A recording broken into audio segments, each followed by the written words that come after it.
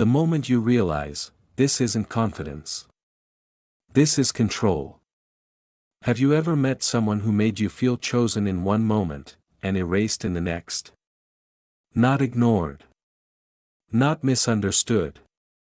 Erased.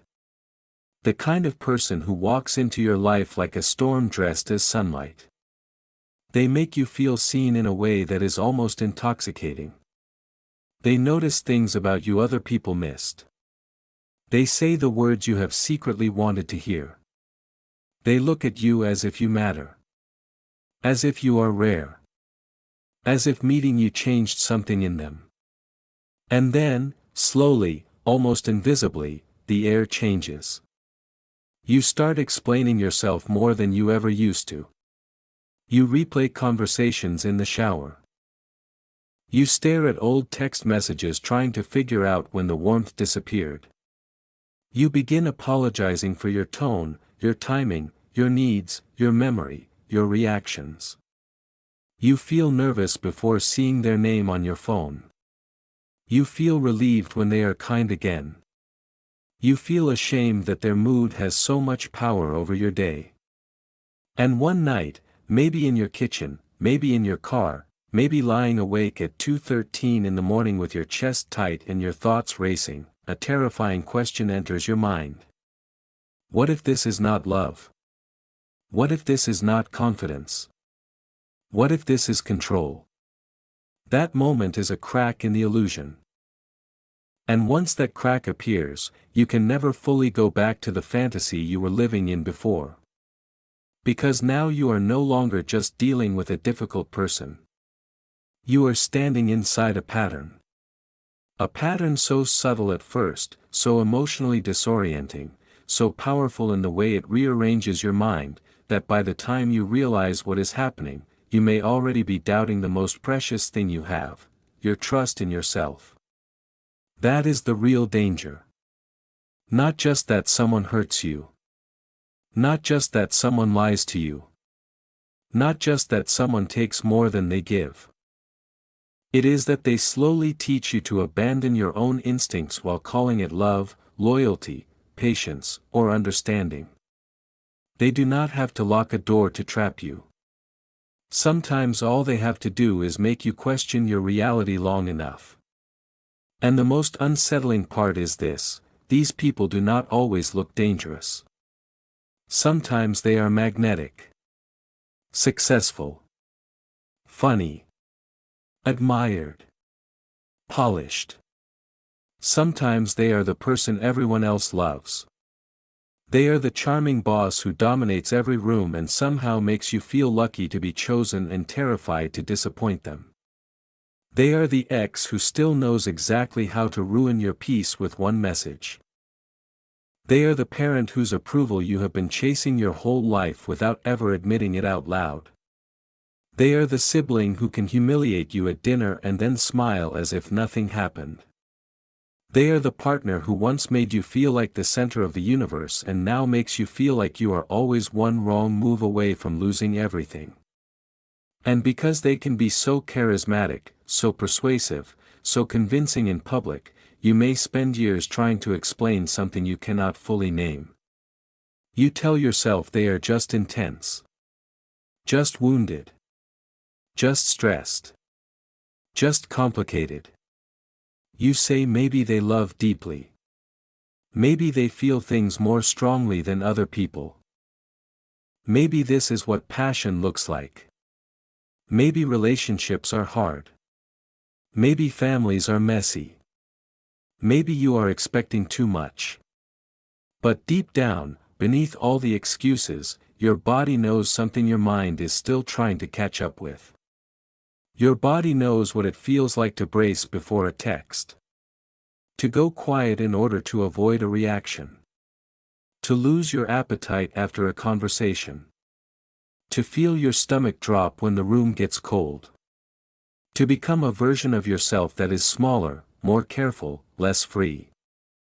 And here is the truth that hits like thunder when you finally see it clearly: real confidence does not leave people feeling confused, diminished, and afraid to be themselves.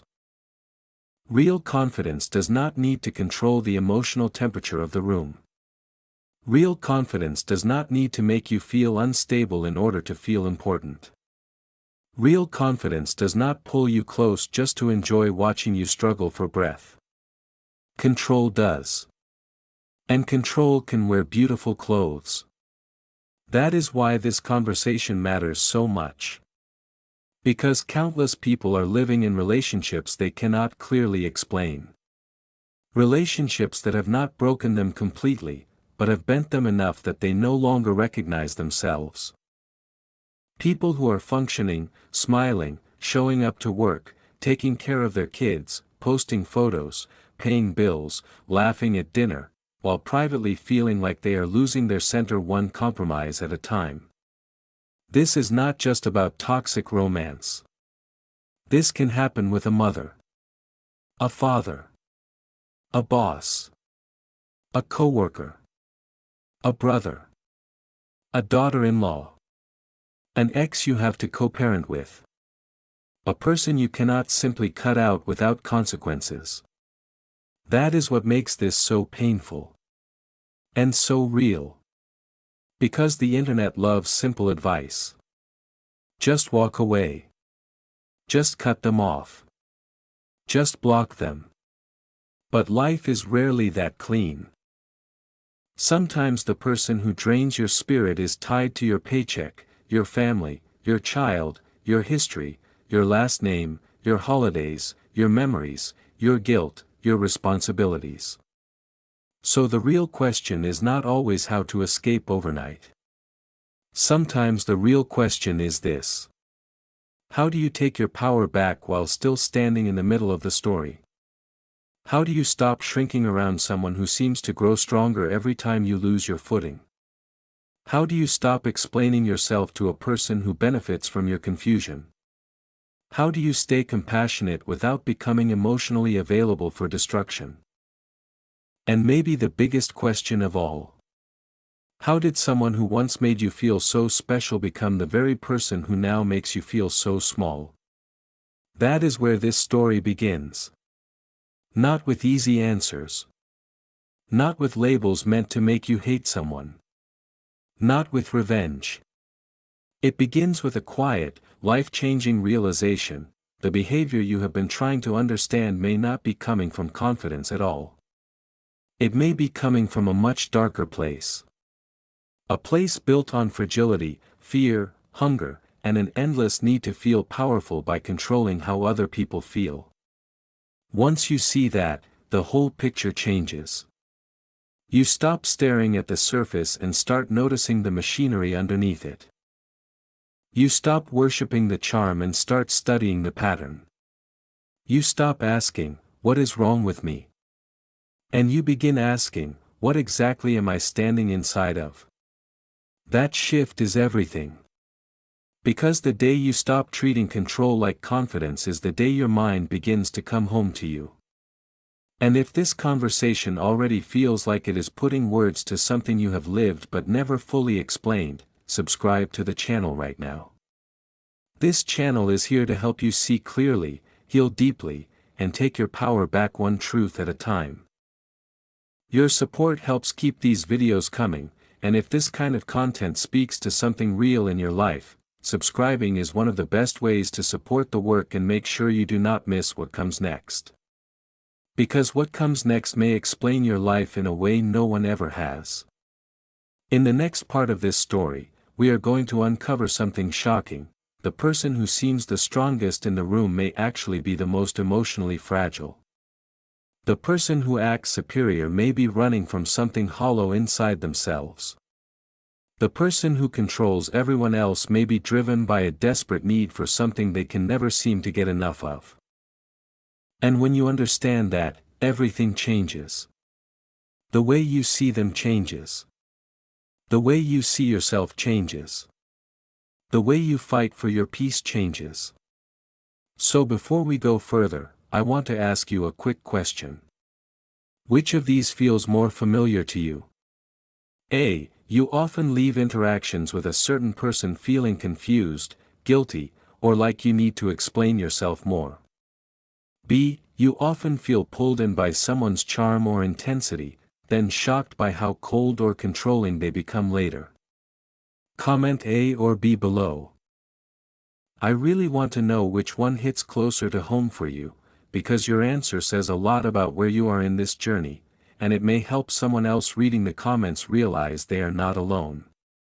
What a narcissistic person really is: empty at the core, loud on the surface. By the time Claire asked the next question in that Manhattan studio, the room had changed.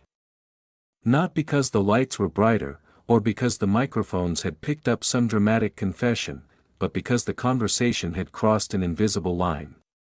It was no longer about difficult people. It was no longer about attitude, ego, or bad manners. It had moved into something deeper, more unsettling, and far more useful. The kind of truth that makes people stop whatever they are doing and lean closer, because somewhere inside, they recognize it. Danielle Mercer sat across from her with the stillness of someone who had spent years watching power play out in rooms where everything was at stake. Courtrooms. Mediation tables. Private negotiations. Family wars dressed up as legal disputes. She had seen the polished smile, the wounded voice, the righteous outrage, the public charm, the private cruelty. And when Claire asked what a narcissistic person really is, Danielle did not answer the way most people expect. A narcissistic person is not, at the deepest level, someone overflowing with self-love. That is the lie almost everyone believes at first. They look full of themselves, yes. They can appear arrogant, self-absorbed, superior, demanding, impossible to satisfy. They can talk as if the world should bend around them. They can behave as if they are more intelligent, more special, more deserving, more important than the people around them. But what makes this pattern so tragic, and so destructive, is that underneath all that noise, there is often very little inner peace. That is the part most people never see. The outside is loud. The inside is starving. And once you understand that, so much of their behavior stops looking random. A healthy person with real confidence does not need constant proof that they matter. Real confidence is quiet. It does not beg. It does not chase mirrors. It does not need to dominate every room in order to feel real. It does not collapse because someone else has a strong opinion. It does not feel threatened by another person shining. It does not need to crush, interrupt, belittle, seduce, or control just to maintain itself. But a narcissistic person often does. Because the problem is not that they think too highly of themselves. The problem is that they cannot hold a stable sense of worth inside themselves for very long. Their self-image is not rooted. It flickers. It depends. It needs to be fed from the outside again and again and again. That is why admiration can feel like oxygen to them. That is why status matters so much. That is why image becomes sacred. That is why attention is never just attention. It becomes regulation. It becomes medicine. It becomes proof that they still exist in the way they need to exist: superior, desired, feared, envied, central, unforgettable. And when that proof is not there, when the room is not reflecting back the version of themselves they need to believe, something dark starts to rise inside them. Not always visibly. Not always all at once. But it rises. An emptiness. A shame. A panic. A kind of emotional hunger that can never quite be satisfied.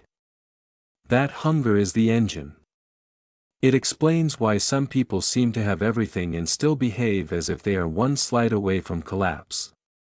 It explains why someone can have money, beauty, influence, a successful career, a beautiful family, and still need more admiration, more control, more reassurance, more proof, more emotional leverage over the people closest to them.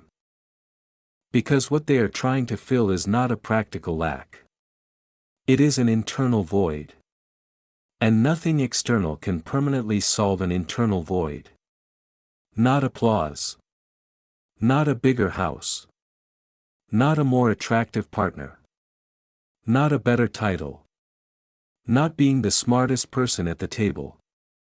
Not winning the argument. Not being right in public. Not being desired by everyone in the room. For a moment, any of those things can create relief. For a moment, they can feel bigger, safer, more real. But then the feeling fades, and the hunger returns. That is why being close to a narcissistic person can feel so exhausting. You are trying to love a person. They are often trying to use the relationship as fuel. That does not always look cruel in the beginning. Sometimes it looks magnetic. Sometimes it looks like being adored by someone who seems larger than life. Sometimes it feels flattering, intoxicating, almost fated. And that is what makes it so dangerous. You think you are being deeply seen, but what may actually be happening is that you are being assigned a role. You become the audience. The mirror. The source. The proof. The steady stream of attention, validation, loyalty, forgiveness, admiration, or emotional energy that helps them hold themselves together. And because they need that stream to keep flowing, your humanity can become secondary to your function. That is why so many people who are close to narcissistic personalities eventually describe the same haunted feeling: I don't feel loved. I feel used. Not always in obvious ways. Not always materially. Sometimes emotionally. Spiritually. Psychologically. Your empathy gets used. Your patience gets used. Your willingness to understand gets used. Your desire to keep the peace gets used. Your love becomes something they consume, not something they protect. Danielle explained it in a way that made the whole room feel colder and clearer at the same time. A narcissistic person often does not approach relationships asking, "How do I build something mutual?" They approach relationships asking, often unconsciously, "How does this person make me feel about myself?" That is a very different foundation. Because if the relationship is built on mutuality, both people matter. But if the relationship is built on self-regulation through external supply, the other person only matters as long as they are serving the emotional structure. That is why the shift can be so brutal when it comes. The same person who once made you feel extraordinary can suddenly make you feel disposable. Not because your worth changed, but because your role changed. The moment you stop reflecting back what they need, total admiration, easy obedience, emotional availability, unquestioned loyalty, social usefulness, you stop feeling safe in their eyes. You become threatening. This is also why they can swing so strangely between superiority and fragility. One minute they are untouchable. The next minute they are offended by the smallest correction. One minute they speak as if they are above everyone. The next minute they are wounded, angry, cold, or vindictive because they felt ignored, challenged, or not fully centered. To outsiders, it can look absurd. To the person living inside the dynamic, it can feel terrifyingly unpredictable. But once you understand the emptiness underneath the surface, the contradiction starts to make sense. You are not dealing with real solidity. You are dealing with a performance that has to be constantly reinforced. That is why some narcissistic people become obsessed with symbols. Symbols of value. Symbols of status. Symbols of power. The right people. The right places. The right labels. The right image. They may care deeply about how the relationship looks from the outside while neglecting what it feels like on the inside. They may invest more in being admired as a partner, parent, leader, or friend than in actually being safe, honest, or emotionally present in that role. Appearance becomes more important than truth. Perception becomes more important than intimacy. Image becomes more important than love. That is a heartbreaking thing to realize when you are the one who kept trying to reach the real person underneath it all. Because most people do not enter these relationships looking for power games. They enter looking for connection. They bring their sincerity, their loyalty, their hope, their warmth, their desire to build something real. And for a while, they may believe they have found it. But eventually, they begin to sense that what they are offering is not being held with care. It is being converted into emotional fuel. Claire listened without interrupting, because some truths do not need to be rushed. They need to land. And this one lands hard. The narcissistic person is often not full of themselves. They are full of need. Need for reinforcement. Need for control. Need for reflection. Need for anything that helps them outrun the terrible feeling of not being enough. That insight does not excuse the damage. But it changes the angle from which you see it. You stop being so hypnotized by the surface. You stop mistaking intensity for depth.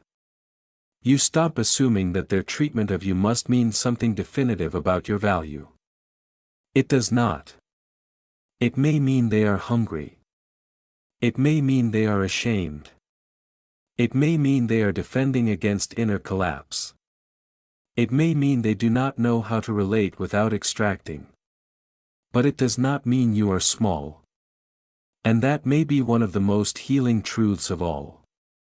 Because once you realize their behavior is not evidence of your inadequacy, you begin to loosen the oldest knot in the whole story.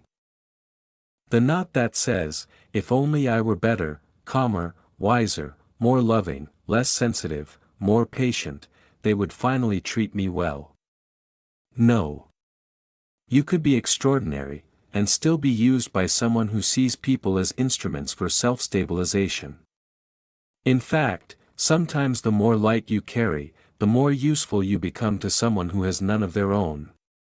That is why understanding who a narcissistic person really is matters so much.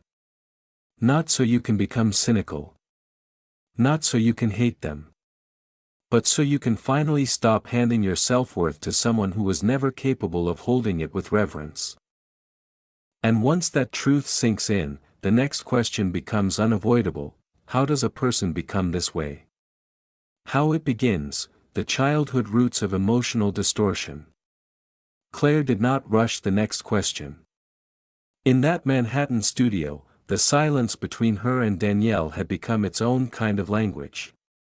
It was no longer the silence of a casual interview. It was the silence that comes when a conversation starts touching the places people usually spend years avoiding. By now, listeners were not just thinking about someone difficult in their lives. They were beginning to wonder something more unsettling, more intimate, more human. How does a person become like this? How does someone grow into an adult who needs constant admiration, control, superiority, or emotional domination just to feel steady? How does someone become the kind of person who can charm a room, wound the people closest to them, deny what happened, and still move through life as if the real injury belongs to them? Danielle answered in a way that did not let anyone off the hook, but also did not flatten the story into something cruel and simplistic. She said the beginning of narcissistic distortion is often not found in vanity. It is found much earlier, in pain. Not ordinary disappointment. Not the kind of pain every person experiences and grows through. She was talking about formative emotional injury. The kind that shapes the nervous system before a child even has the words to understand what is happening. The kind of injury that does not just hurt for a season, but teaches a developing mind what love is, what safety is, what power is, what a person must become in order to survive. This is where the conversation becomes difficult, because people want easy villains. They want to believe harmful adults simply chose to become harmful. Sometimes harm does involve conscious choices, of course. Adults are responsible for what they do. But if you want to understand the roots of narcissistic behavior with any real depth, you have to be willing to look at something more tragic than evil and more complicated than selfishness. You have to look at the child.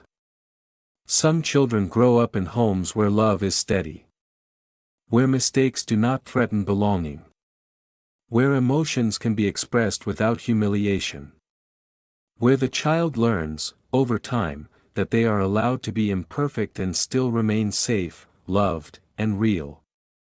Other children grow up in emotional climates that teach the opposite. They learn that love can disappear without warning. That approval must be earned. That vulnerability is dangerous. That weakness invites shame. That attention must be captured before it is withheld. That mistakes are not small moments of learning but evidence of unworthiness. That the adults in the room are too consumed by their own wounds to mirror the child accurately.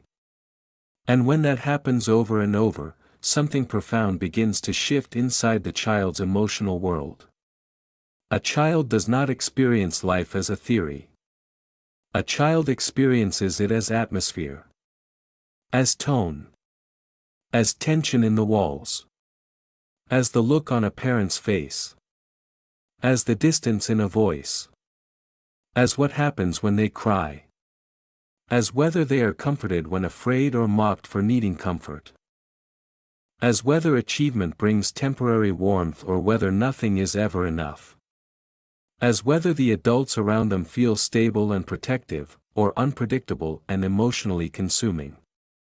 If a child grows up surrounded by instability, criticism, neglect, emotional role reversal, or humiliation, the self does not unfold naturally.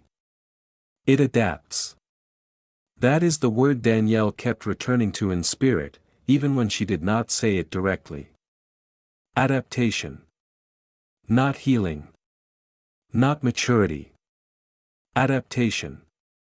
A child who lives in chronic emotional uncertainty starts developing strategies. They may become hyper-attuned to image. They may become obsessed with winning approval. They may learn to perform confidence before they have ever experienced security. They may decide, somewhere far below conscious thought, that being ordinary is too dangerous, that being dependent is too humiliating, that being wrong is unbearable, that being vulnerable invites destruction. And when those beliefs harden early enough, they do not feel like beliefs later in life. They feel like identity. That is how distortion begins. Not as a child waking up one morning and deciding, I will become narcissistic. It begins as a frightened psyche trying to solve an impossible emotional equation. If I am impressive enough, maybe I will be loved. If I am powerful enough, maybe I will never be humiliated again. If I stay above everyone, maybe no one can wound me. If I can control the room, maybe I will never have to feel helpless. If I keep people needing me, admiring me, fearing me, orbiting me, maybe I will never have to face the emptiness underneath. That is not healthy selfhood. That is survival dressed up as identity.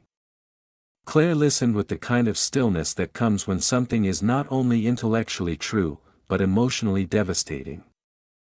Because once you understand it, you begin to see how many people have been trying to negotiate with an adult who, in crucial emotional moments, is still being run by an old injury. Danielle made another point that changed the direction of the room completely.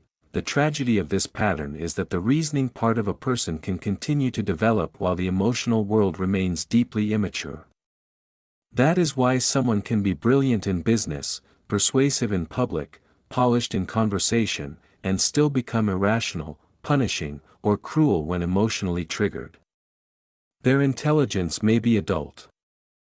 Their emotional reactions may still be organized around fear, shame, and survival. That gap explains so much. It explains why some people appear highly functional until they feel challenged, criticized, ignored, or exposed. It explains why a boundary can feel to them like betrayal. Why a difference of opinion can feel like an attack. Why accountability can provoke rage. Why another person's independence can feel intolerable. To the outside world, the reaction looks excessive. To the wounded emotional system underneath, it feels catastrophic.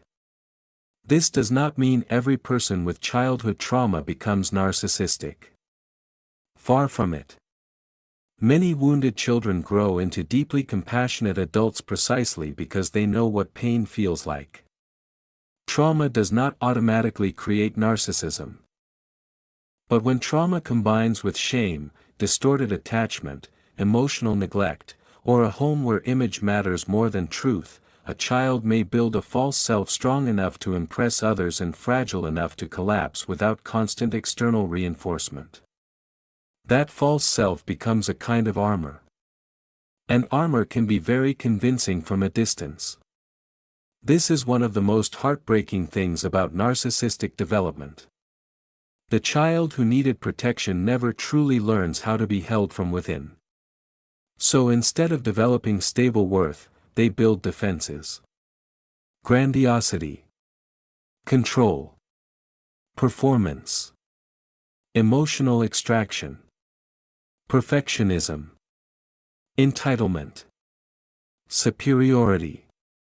These are not signs of wholeness. They are signs that the deeper self was never allowed to mature in safety. It is like constructing a mansion on fractured ground. From the street, it may look impressive. Elegant, even. But underneath, the foundation is unstable. And because the person cannot bear to feel that instability directly, they spend their life trying to manage it through image, dominance, admiration, or emotional control over others. Claire asked the question many listeners were probably asking in their own hearts without saying out loud: if you understand that the wound goes back to childhood, how do you not feel sorry for them? Danielle's answer carried the kind of truth that protects compassion from becoming self-betrayal. You can feel sorry for the child and still refuse to be harmed by the adult. That sentence matters because so many good people get trapped right there. They learn about trauma. They understand the origins. They begin to see the pain underneath the behavior. And because they are decent, empathic, and capable of seeing complexity, they start softening their boundaries in the name of understanding. But understanding is not the same as surrender. Compassion is not the same as consent. You can recognize that someone's emotional world was shaped in damage and still say, I will not hand my life over to that damage. That distinction is where power begins to return. In fact, Danielle suggested something simple but profound. When you feel intimidated by a narcissistic person, imagine them not as the all-powerful figure they project, but as the emotionally stranded child still trying to outrun shame with adult weapons. Not to mock them. Not to reduce them. To see more clearly. Because fear shrinks when illusion weakens. And often, what gives narcissistic people their power over others is not just what they do. It is what their image makes people believe. They look bigger than they are because other people are looking at the armor instead of the wound. Once that changes, your whole posture changes. You stop seeing a giant. You start seeing a survival system. You stop asking, why can't I make them love me well? You begin asking, why have I been expecting emotional safety from someone whose inner world was built around defense instead of connection? That question hurts. But it also frees. Because it breaks one of the oldest and most painful fantasies in these relationships, the fantasy that if you are patient enough, wise enough, loving enough, calm enough, the other person will finally become emotionally safe. Sometimes growth is possible. Sometimes treatment helps. Sometimes insight changes people. But many times, the person most invested in managing the image is the least willing to face the wound underneath it. And if that is true, then your healing cannot depend on their awakening. It has to begin with your own. That is why this part of the story matters so much. Not to make you pity them so completely that you disappear. Not to explain away abuse. But to help you stop personalizing every twist of their behavior. Their control is not proof you are weak. Their criticism is not proof you are small. Their instability is not proof you failed. It may be evidence that you are standing in the blast radius of a childhood wound that grew up without becoming whole.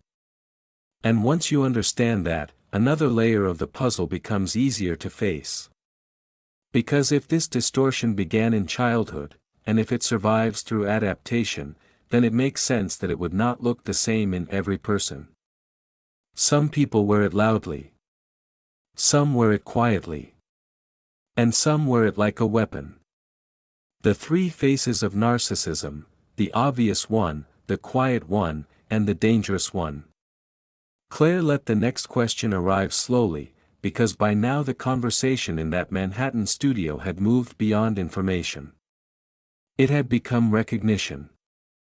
The kind that travels through people like a quiet shock. Listeners were no longer asking only, "What is narcissism?" They were asking something more personal, more dangerous, and far more useful: which version of it have I been living with? That question matters, because one of the biggest reasons people stay trapped in these dynamics is that they are expecting narcissism to wear only one face. They imagine it always enters loudly, arrogantly, obviously. They expect the person to look grand, demanding, dramatic, self-obsessed in all the ways pop culture has taught us to recognize. But real life is far more deceptive than that. Narcissism does not always come through the front door making noise. Sometimes it arrives smiling. Sometimes it arrives grieving. Sometimes it arrives polished, composed, admired, and almost impossible to accuse without sounding unstable yourself. And that is why so many people lose years trying to explain something they cannot quite prove. They are not confused because nothing is happening. They are confused because what is happening does not match the picture they thought they were supposed to look for. Danielle leaned into that truth with the steadiness of someone who had watched these patterns play out in marriages, boardrooms, custody battles, family systems, and private conversations that never made it into public language. She said there are different faces of narcissism, and if you do not learn to recognize them, you can spend a long time waiting for a monster while being quietly dismantled by a mask. The first face is the obvious one.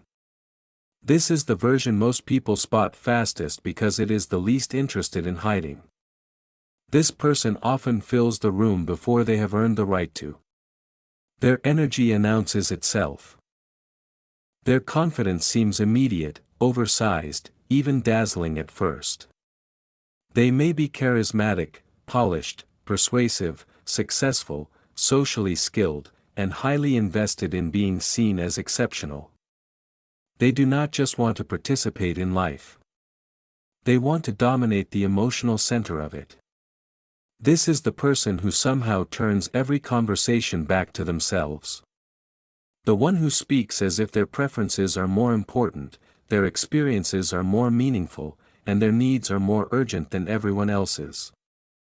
They may be exciting in the beginning, especially if you are drawn to certainty, ambition, or people who seem to know exactly who they are.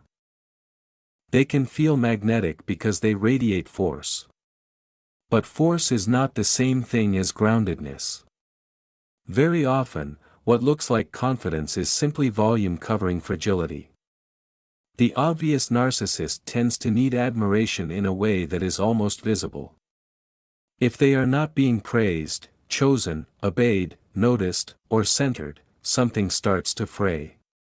You feel it in how quickly they interrupt, how poorly they tolerate disagreement, how instinctively they compete in spaces that did not require competition in the first place. Even another person's joy can become threatening if it draws attention away from them. They may not say, "I need to be the sun in every room," but they behave as if dimming is impossible. And yet, for all their intensity, there is something almost simpler about this kind.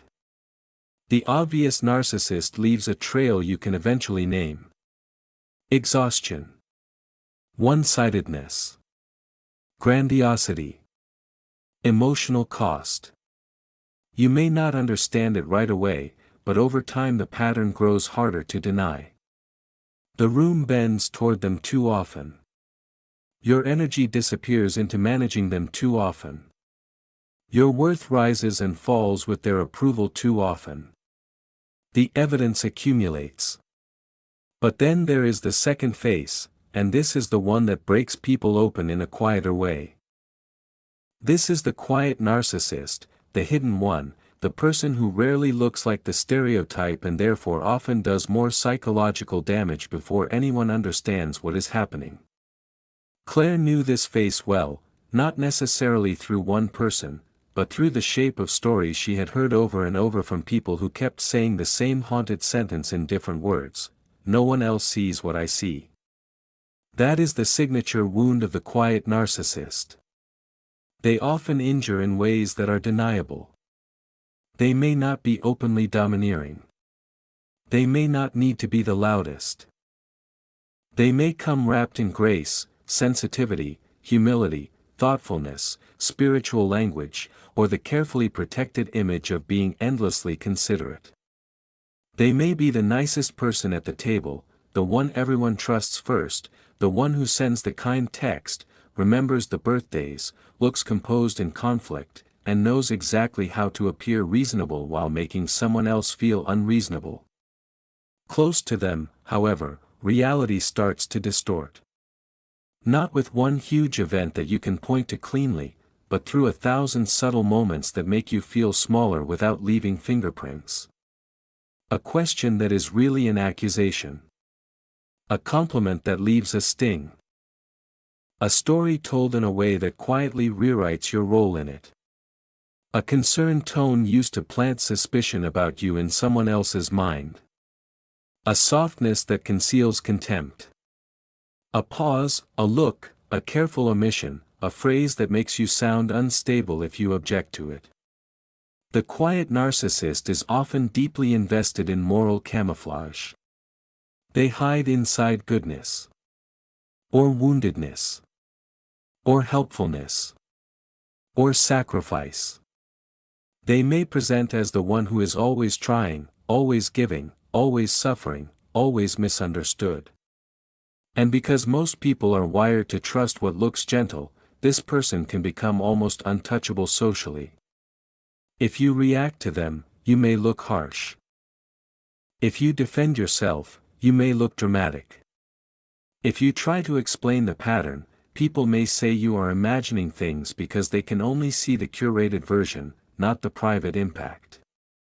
This is what makes the quiet narcissist so devastating. They do not only wound you. They isolate you inside your own perception of the wound. They make you work to prove reality while standing inside a social atmosphere that has already been tilted in their favor. Over time, that can do something terrible to a person's inner world. You stop trusting your reactions. You begin editing your language before you even speak. You become hyper-aware, not because you are fragile, but because your nervous system has learned that the harm will come sideways. Danielle had seen this face in courtrooms where the most dangerous person was not the one shouting but the one quietly positioning themselves as the victim while controlling the story beneath the table. She had seen it in families where the parent everyone called elegant, warm, and generous could reduce an adult child to silence with one sentence delivered in just the right tone. She had seen it in work environments where the well-liked colleague never seemed aggressive, but somehow every important opportunity drifted toward them while someone else's confidence slowly bled out under constant subtle undermining. And then there is the third face, the dangerous one. This is where the conversation in the studio changed temperature. Because some listeners, hearing this part, would know instantly that they were no longer in the realm of ordinary emotional manipulation. They were in the presence of something sharper. The dangerous narcissist does not simply want admiration or covert control. This person often wants domination. They want to win, yes, but even that word can be too soft. They want to punish resistance. They want to crush opposition. They want to make sure the person who challenged them pays a price for doing so. Their sense of injury can become so extreme, so combustible, that they will escalate far beyond the original conflict simply to restore their position as the one with power. This is the narcissist who can turn separation into warfare, disagreement into retaliation, boundaries into provocation. They may lie boldly if it protects their image. They may intimidate, stalk, threaten, smear, manipulate legal systems, sabotage finances, or use children, institutions, and social narratives as weapons. The issue is no longer the issue. The issue becomes your refusal to submit. Your dignity becomes the offense. Your clarity becomes the threat. What makes this type frightening is not just the cruelty. It is the disproportionality. Healthy conflict has edges. Even painful conflict usually remains tethered to the original problem. The dangerous narcissist severs that tether. They are not trying to solve. They are trying to overpower. If they cannot regain your love, they may settle for your fear. If they cannot preserve intimacy, they may pursue access through chaos. If they cannot have admiration, they may seek the twisted relief of knowing they can still disturb your life. Danielle made one thing very clear: not every narcissistic person becomes dangerous in this openly destructive way. But when retaliation, intimidation, stalking, false accusations, or a willingness to ruin shared peace becomes part of the pattern, you are no longer dealing with someone who is merely difficult. You are dealing with someone whose emotional survival has fused with the need to dominate the outcome, and that kind of person can alter the course of your life if you keep approaching them as though empathy alone will bring proportion back into the room. And yet, even with all three faces laid out, Danielle refused to let the framework become simplistic. Because in real life, these faces can overlap. A person can be obvious in public and quiet in private. Grandiose with subordinates, covert with peers, dangerous with former partners. Someone can switch masks depending on what gives them the most power in the moment. That is why people can remain trapped even after learning the language. They keep waiting for consistency, forgetting that inconsistency itself can be part of the structure. So Claire asked the question that mattered most, the one that cuts deeper than labels: if the faces can change, how do you know what you are really dealing with? Danielle's answer was one of the clearest truths of the entire conversation. Do not only study how they appear. Study what it feels like to be close to them. Do you feel more free around them, or less? Do you feel more solid in yourself, or more edited? Do you feel respected even in conflict, or subtly rearranged around their needs? Do you leave interactions feeling clear, or strangely guilty, confused, and smaller than when you entered? Because narcissism, whatever face it wears, tends to create a similar emotional atmosphere in the people closest to it. It bends the room. It distorts proportion. It makes one person's needs feel enormous and everyone else's needs feel negotiable. It teaches people to monitor, anticipate, explain, and self-abandon in order to keep the emotional system from turning against them.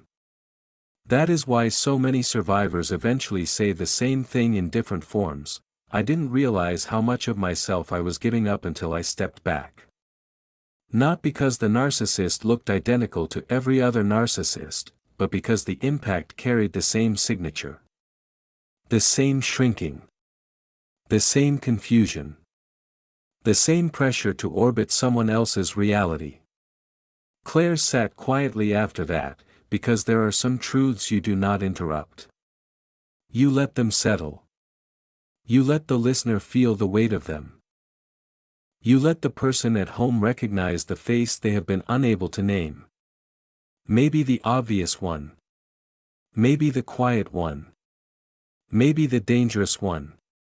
Maybe a person who shifts between all three. And once that recognition happens, something powerful begins. Not all at once. Not dramatically. But unmistakably. You stop asking whether your pain is valid enough to count. You stop needing the pattern to look more obvious before you trust your own experience.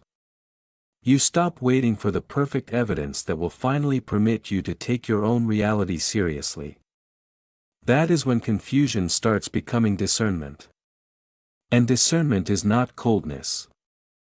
It is self-respect with its eyes open.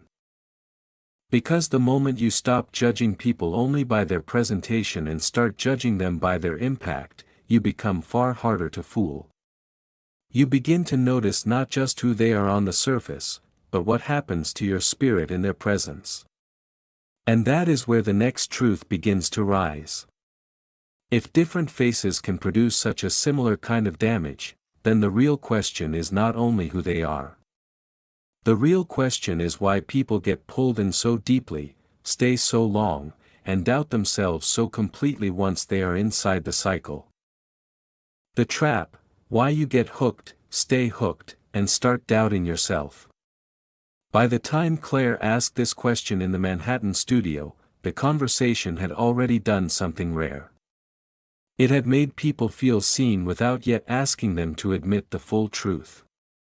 That is often how these realizations begin, not with a dramatic confession, but with a quiet ache rising to the surface. A listener sitting alone in a parked car. Someone folding laundry and suddenly going still. Someone out on a walk, hearing a sentence and realizing they are not just learning about narcissism.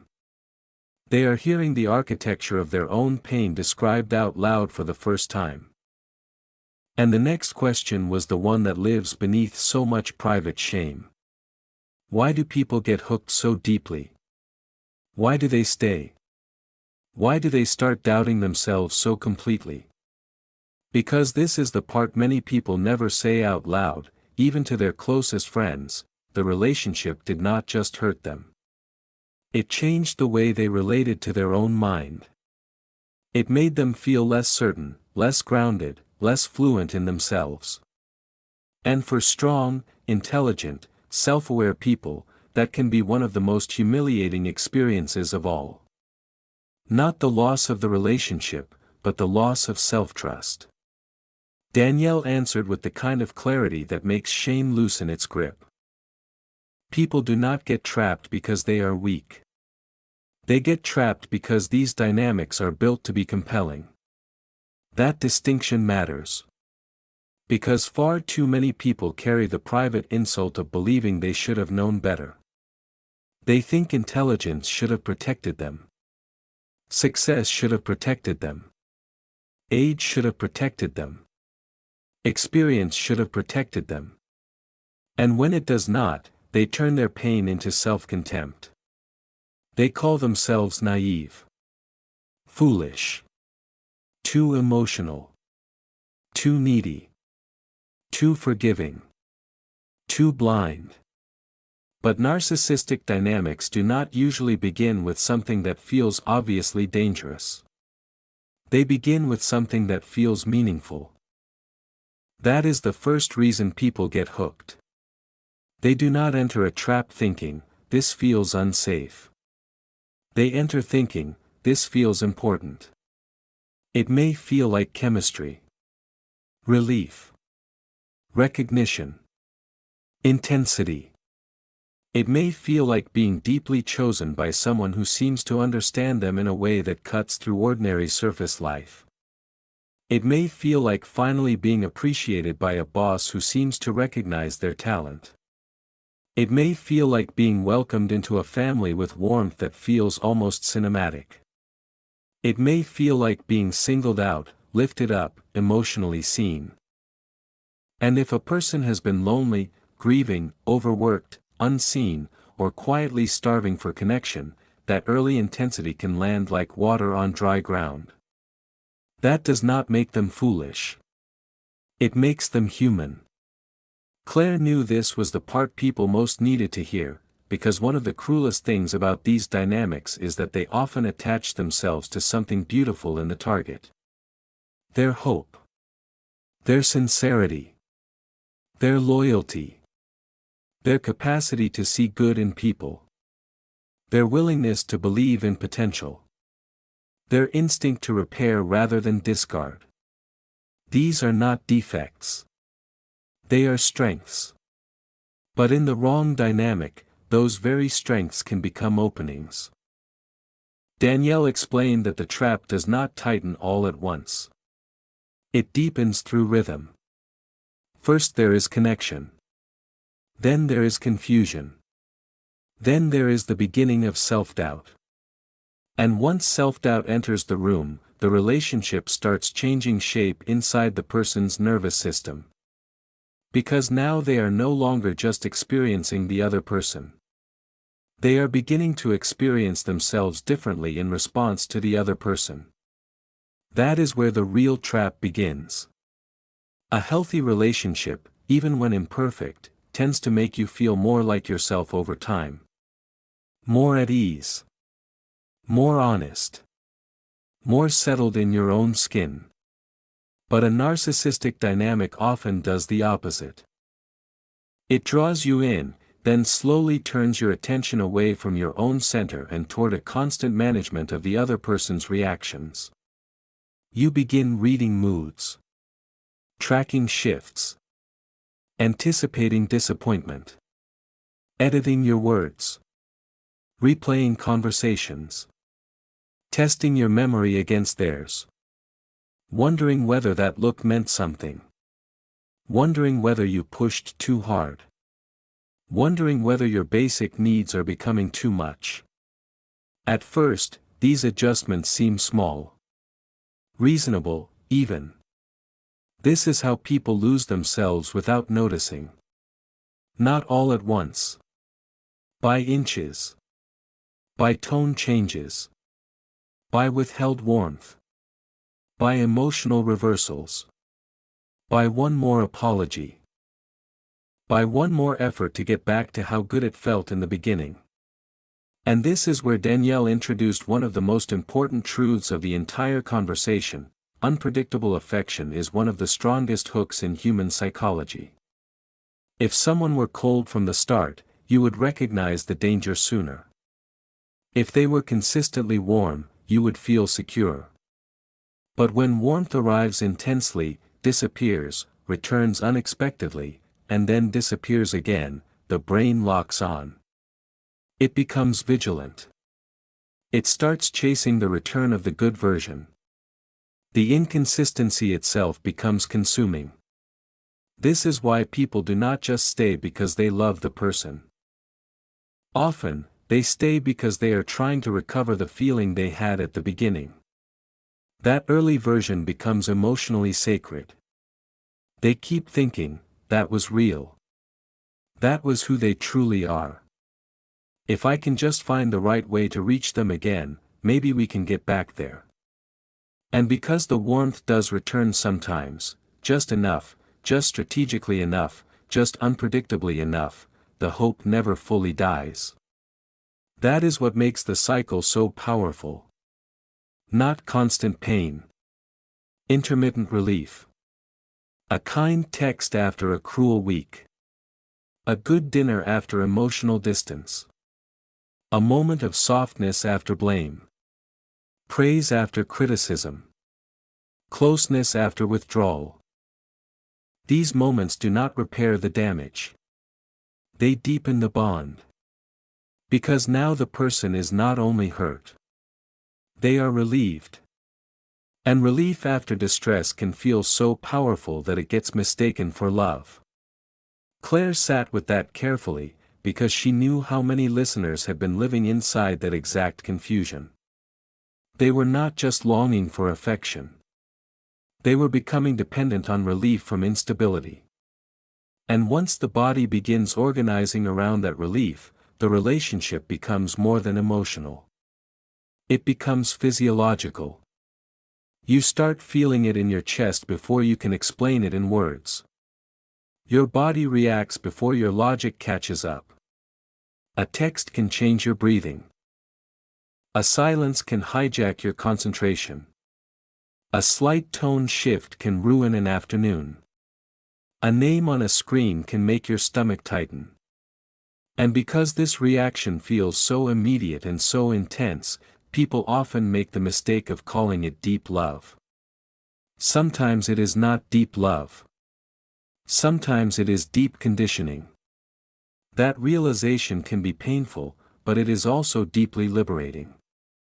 Because once you understand that your attachment has been reinforced by unpredictability, you stop reading the intensity of your bond as proof that the relationship is healthy or meant to be. You begin to see that your nervous system has been trained to chase certainty in a place where certainty was never being offered. And then comes the most destabilizing layer of all, the doubt. Not just doubt about the relationship. Doubt about yourself. This is where gaslighting, contradiction, minimization, and emotional distortion begin doing their quiet damage. You remember something clearly, and you are told it did not happen that way.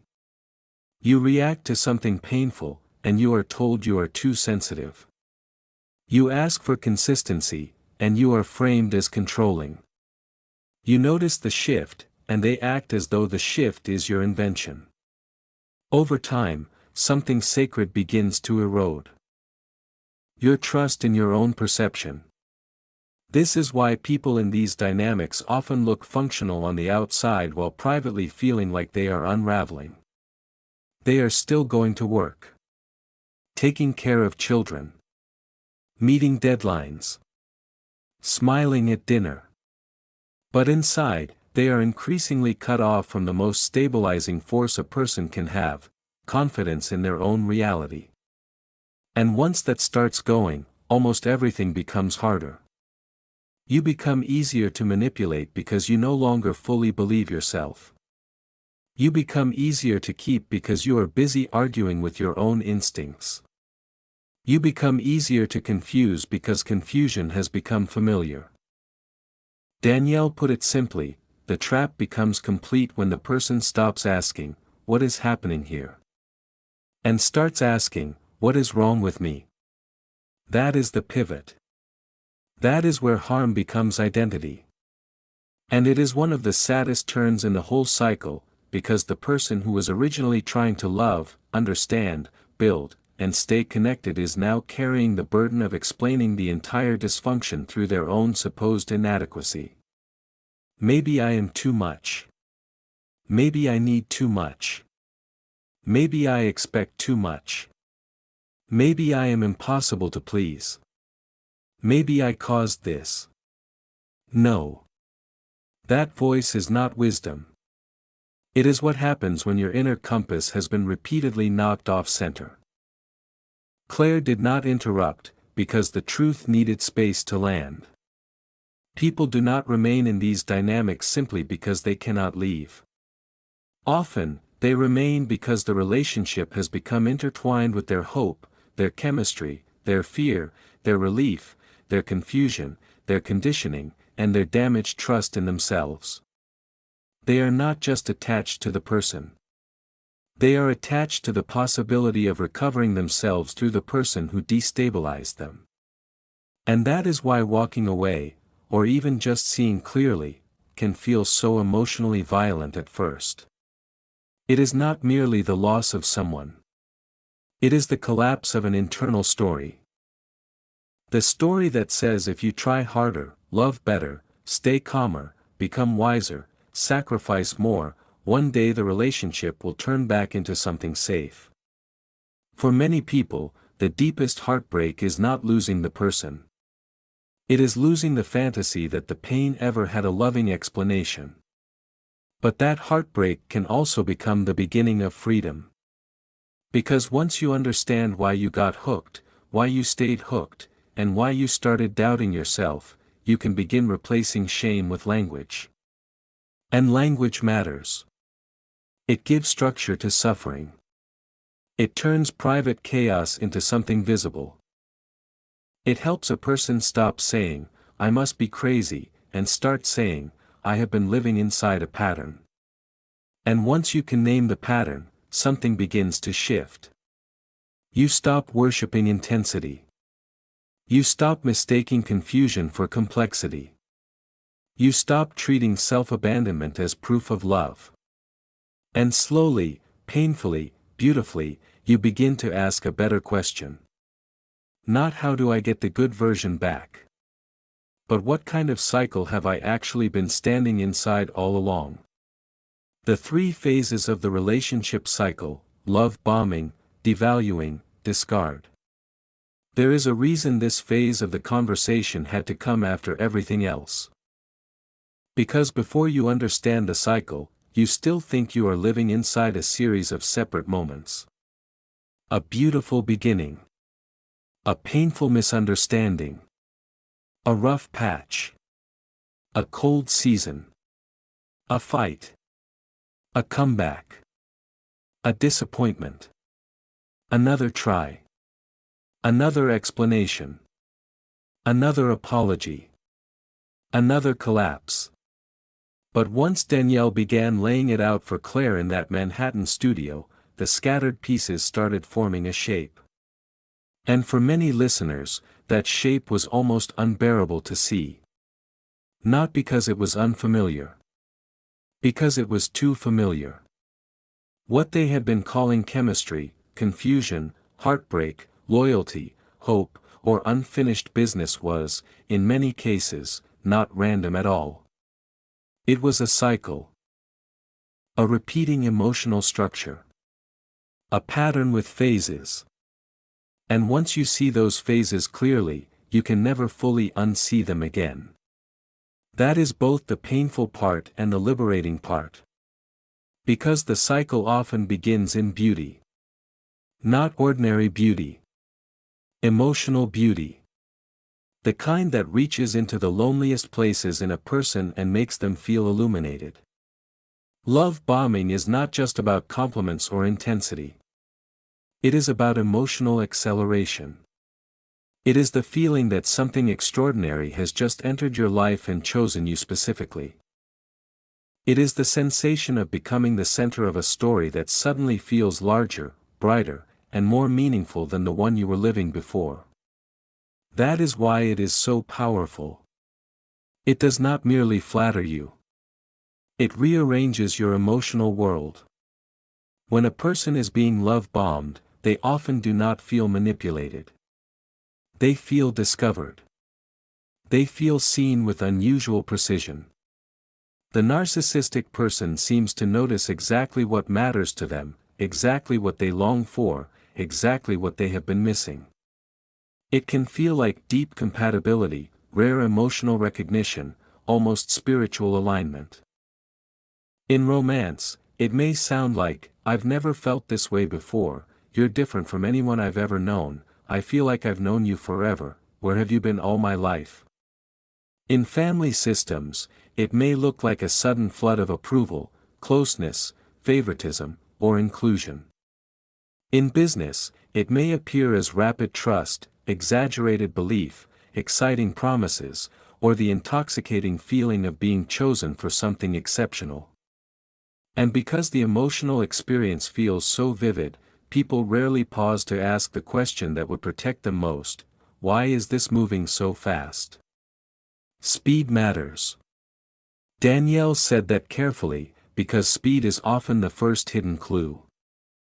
Love bombing does not always allow time for discernment. It rushes intimacy. It rushes trust. It rushes emotional investment. It creates so much momentum that the other person begins feeling before they have had the chance to truly observe. That is why it can feel like magic. Magic often bypasses process. Claire understood that this was not about condemning intensity in every form. Some relationships begin quickly and still become healthy. Some people are naturally expressive and emotionally warm. But love bombing carries a different emotional texture. It is not just enthusiasm. It is urgency. It creates a private pressure that says, "This is big. This is rare. This must be protected. Do not slow down enough to question it." And that pressure often lands most powerfully in people who have beautiful hearts. People who are ready for connection. Ready for relief. Ready to believe that maybe, finally, something real has arrived. That is why so many listeners probably felt grief when Danielle described the first phase. Because love bombing is not only about what the narcissistic person does. It is also about what the target brings to it. Hope. Longing. Trust. Tenderness. The courage to open. None of those things are shameful. But inside this cycle, they can become the very things that make the bond so hard to break later. The beginning feels sacred. And once something feels sacred, people do not give it up easily. Then the second phase begins, and it does not always announce itself clearly. That is part of what makes it so destabilizing. Devaluing often enters quietly. A change in tone. A delayed message. A criticism disguised as honesty. A warmth that becomes conditional. A sudden irritation where there was once tenderness. A withdrawal you can feel but cannot quite name. The room is no longer glowing, but you still remember the light so vividly that you keep telling yourself it must come back. This is the phase that confuses people most deeply, because the relationship is no longer making emotional sense, but it is still making emotional demands. You begin trying harder. That is one of the saddest truths Danielle named. People think they pull away when they start being devalued. Often, they do the opposite. They lean in. They become more careful. More forgiving. More available. More willing to explain, adjust, wait, accommodate, and give the relationship one more chance. Not because they are weak. Because they are trying to restore what once felt real. And this is where the emotional trap deepens into something almost cruel in its brilliance. The very person who flooded you with significance now becomes the source of doubt. You start measuring yourself against the loss of the beginning. Why are they colder? Why are they irritated? Why does nothing feel easy anymore? Why do I suddenly feel like a burden? Why am I trying so hard to get back to a version of us that now feels just out of reach? That is what devaluing does. It makes the person chase the return of emotional safety inside a relationship that is actively withdrawing it. And because the early bond was so intense, the loss feels deeply personal. It does not feel like a pattern yet. It feels like a verdict. Maybe I changed. Maybe I ruined it. Maybe I'm too much now. Maybe they saw something disappointing in me. Maybe if I calm down, become easier, become more patient, it will come back. This is the heartbreak of the second phase. It does not simply wound the relationship. It wounds identity. It makes a person feel as though the loss of warmth must mean something terrible about them. Danielle explained that during devaluing, contradictions multiply. The narcissistic person may still offer glimpses of the original tenderness, but now those moments appear unpredictably. A beautiful night after a brutal week. A vulnerable confession after days of distance. A compliment after criticism. A sudden softness after emotional punishment. These moments are not enough to create stability. But they are enough to keep hope alive. And hope, in this phase, becomes both the person's strength and their captivity. Because hope keeps them engaged with the possibility of repair long after reality is telling a different story. Claire was quiet while Danielle spoke, because this part of the cycle is where so many people lose years. They keep interpreting the intermittent return of warmth as proof that the beginning was the truth and the cruelty is the detour. But often, the opposite is closer to reality. The beginning was the seduction. The devaluing is where the structure of the relationship reveals itself more honestly. That is a brutal realization. Because it means the person is not simply losing love. They may be losing the illusion that what they were building was mutual in the first place. And still, even then, many do not leave. Because the third phase has not fully arrived yet. Or rather, it has arrived in partial forms but not in a way they are ready to name. Discard is one of the harshest words in the whole conversation, because it sounds so cold. So deliberate. So inhuman. And yet Danielle used it because no softer word tells the truth strongly enough. Discard is what happens when the person who once made you feel cherished begins treating you as though your humanity no longer matters. Sometimes this comes as withdrawal. Sometimes replacement. Sometimes contempt. Sometimes indifference. Sometimes active punishment. Sometimes a complete inversion where the person who once idealized you now speaks of you as though you are the problem, the burden, the enemy, the embarrassment, or the one who damaged them. This phase can be emotionally devastating because it does not only end the illusion. It often humiliates the person for ever believing in it. The same relationship that once felt like a refuge begins feeling like a courtroom where they are always on trial and never allowed to defend themselves.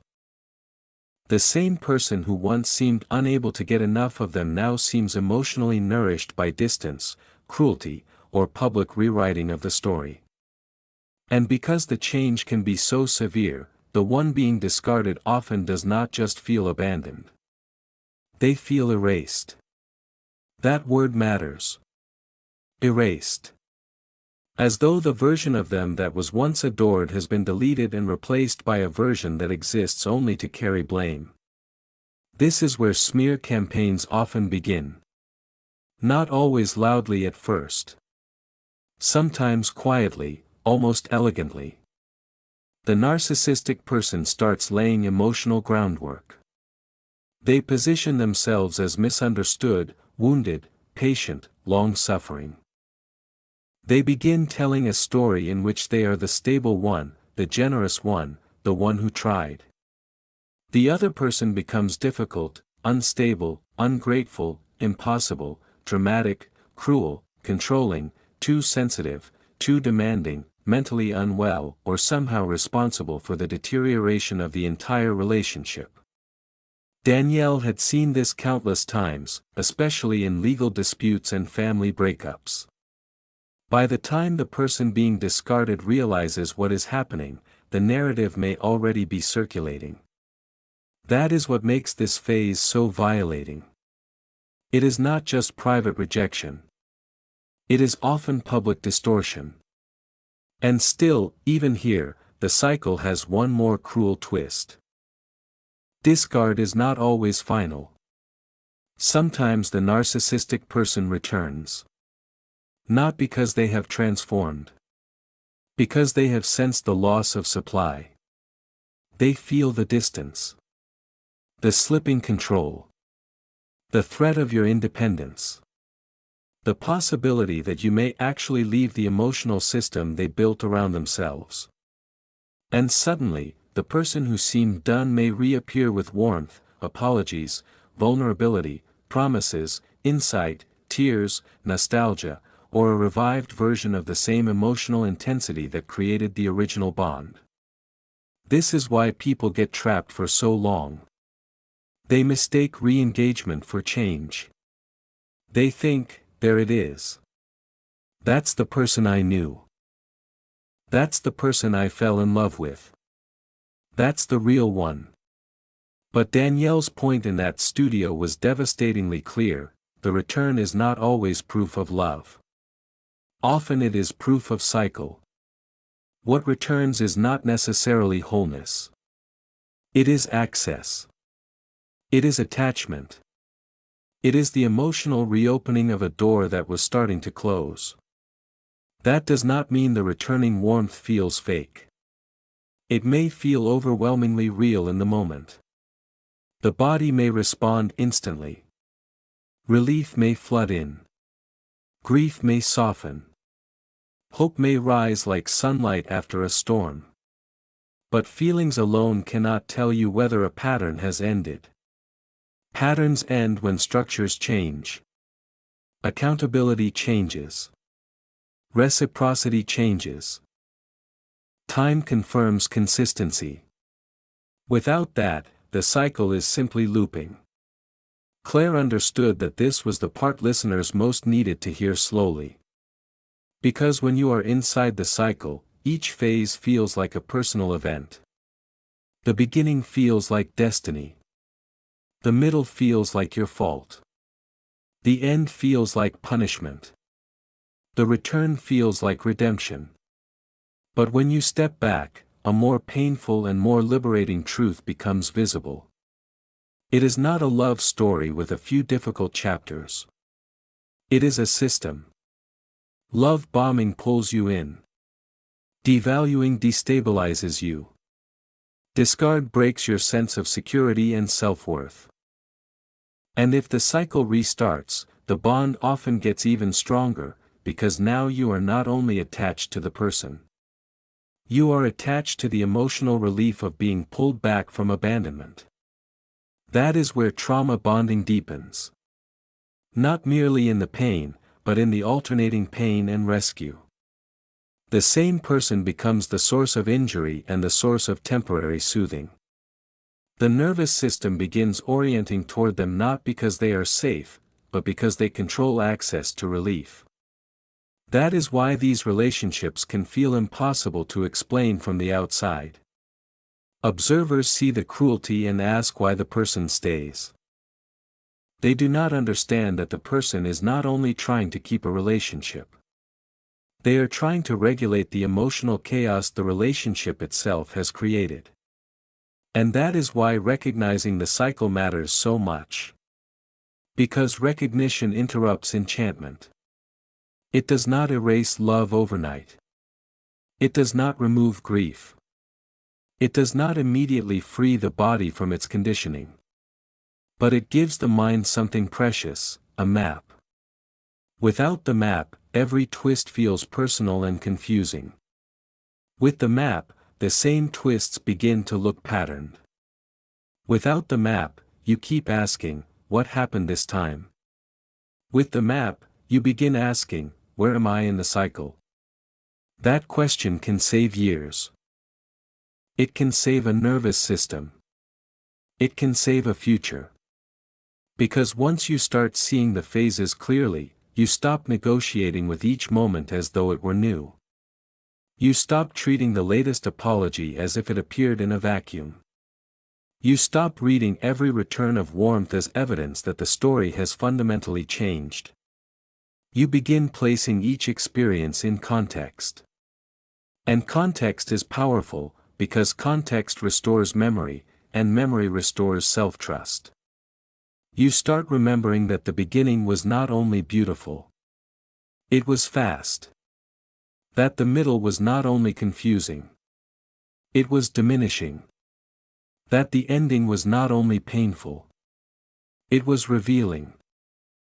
And that the return, if it comes, is not automatically healing. Danielle said something in spirit that lingered long after she spoke it. Once you understand the cycle, you stop being shocked by the weather and start studying the climate. That is maturity. That is protection. That is what begins shifting a person from desperation to discernment. Because the goal is not just to survive the next round of the cycle. The goal is to stop calling the cycle love. Not because there was no feeling in it. There was often enormous feeling in it. But feeling alone is not the measure of love. If a relationship repeatedly requires you to lose your footing in order to stay connected, that is not intimacy. If it floods you with significance only to weaken your sense of self, that is not devotion. If it makes you spend years trying to recover the beginning while tolerating what would have horrified you at the start, that is not growth. That is conditioning. And the moment a person fully grasps that, something sacred begins to return. Not the relationship. The self. The self that was there before the confusion. The self that knew what respect felt like. The self that did not need unpredictability to feel alive. The self that did not mistake emotional chaos for depth. That self is not gone. It has simply been surviving inside the cycle. And now, finally, it is beginning to see the shape of the thing it has been surviving. That is why this phase of the conversation mattered so much in that Manhattan studio. Not because it gave people a label to throw at someone else. Because it gave them a lens. A way to read their own experience with less shame and more accuracy. And once that lens is in place, the next truth becomes unavoidable. If this cycle keeps repeating, what exactly is feeding it? What is the narcissistic person getting from all of this? Why does the chaos continue, even when peace is possible? Why does the conflict stay alive, even when resolution is right there? That is where Danielle took Claire next. And for many listeners, it would explain everything. What they feed on, understanding narcissistic supply. By this point in the conversation, Claire was no longer asking questions the way people ask questions when they are merely curious. She was asking them the way a person asks when she knows the answer is going to change the meaning of everything that came before it. Because once you understand the cycle, a deeper question rises almost immediately. What is this all feeding? What does the narcissistic person actually get from all of this intensity, all of this chaos, all of this control, all of this emotional rearranging of other people's lives?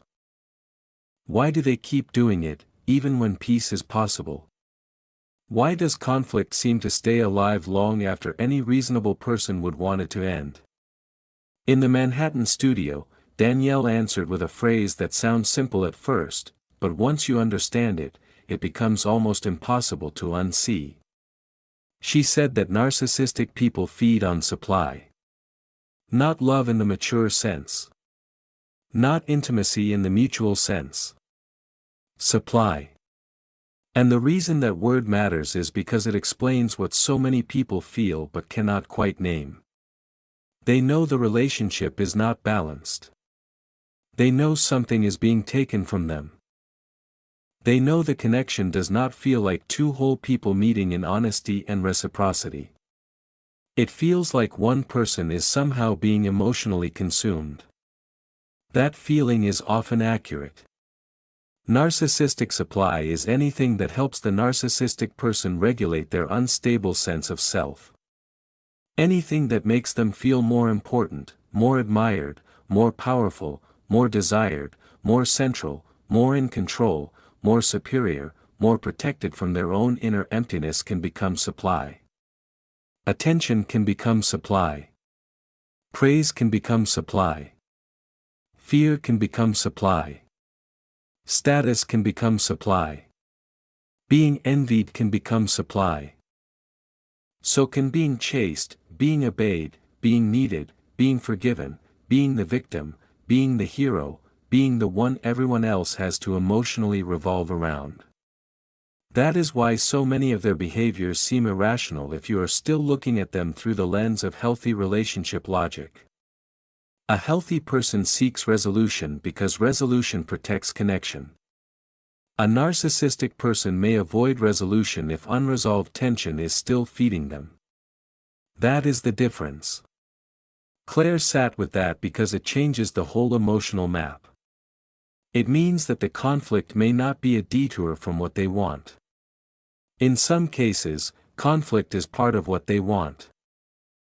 Not necessarily because they enjoy suffering in a cartoonish way, but because the emotional energy generated by the conflict is doing something for them.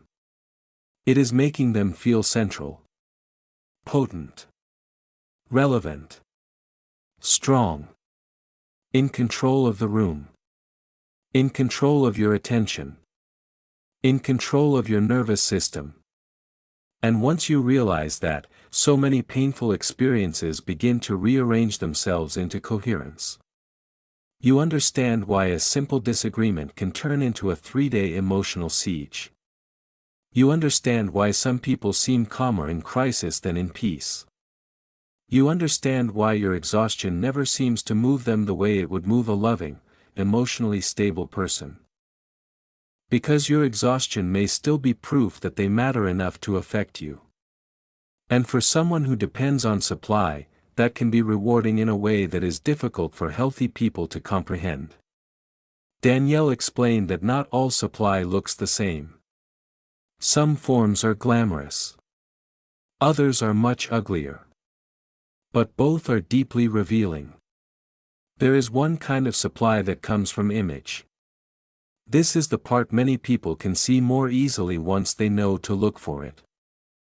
It includes the things that make the narcissistic person feel elevated in the eyes of the world: beauty, money, prestige, social status, proximity to influential people, the admiration of a crowd, the appearance of success, the right partner, the right title, the right house, the right story. These things matter not only because they are pleasurable, but because they function like evidence. Evidence that they are important. Evidence that they are above ordinary vulnerability. Evidence that they have won the competition they are always secretly running inside themselves. That is why image threats can produce reactions that seem wildly disproportionate. If someone challenges the story they are telling about themselves, or if they feel exposed, ignored, replaced, or demoted in the social imagination, the reaction can be enormous. Because you are not merely touching a preference. You are touching a source of emotional regulation. But there is another kind of supply, and in many ways it is even more disturbing because it is so often hidden inside everyday interactions. This is the supply they get from controlling people emotionally. From provoking reactions. From making someone anxious. From watching someone scramble.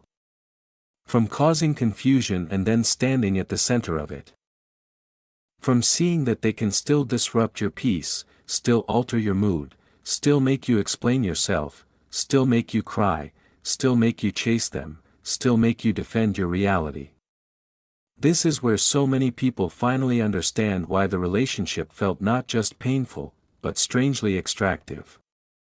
The narcissistic person is not only receiving your love. They are feeding on your emotional response. Your distress can become supply.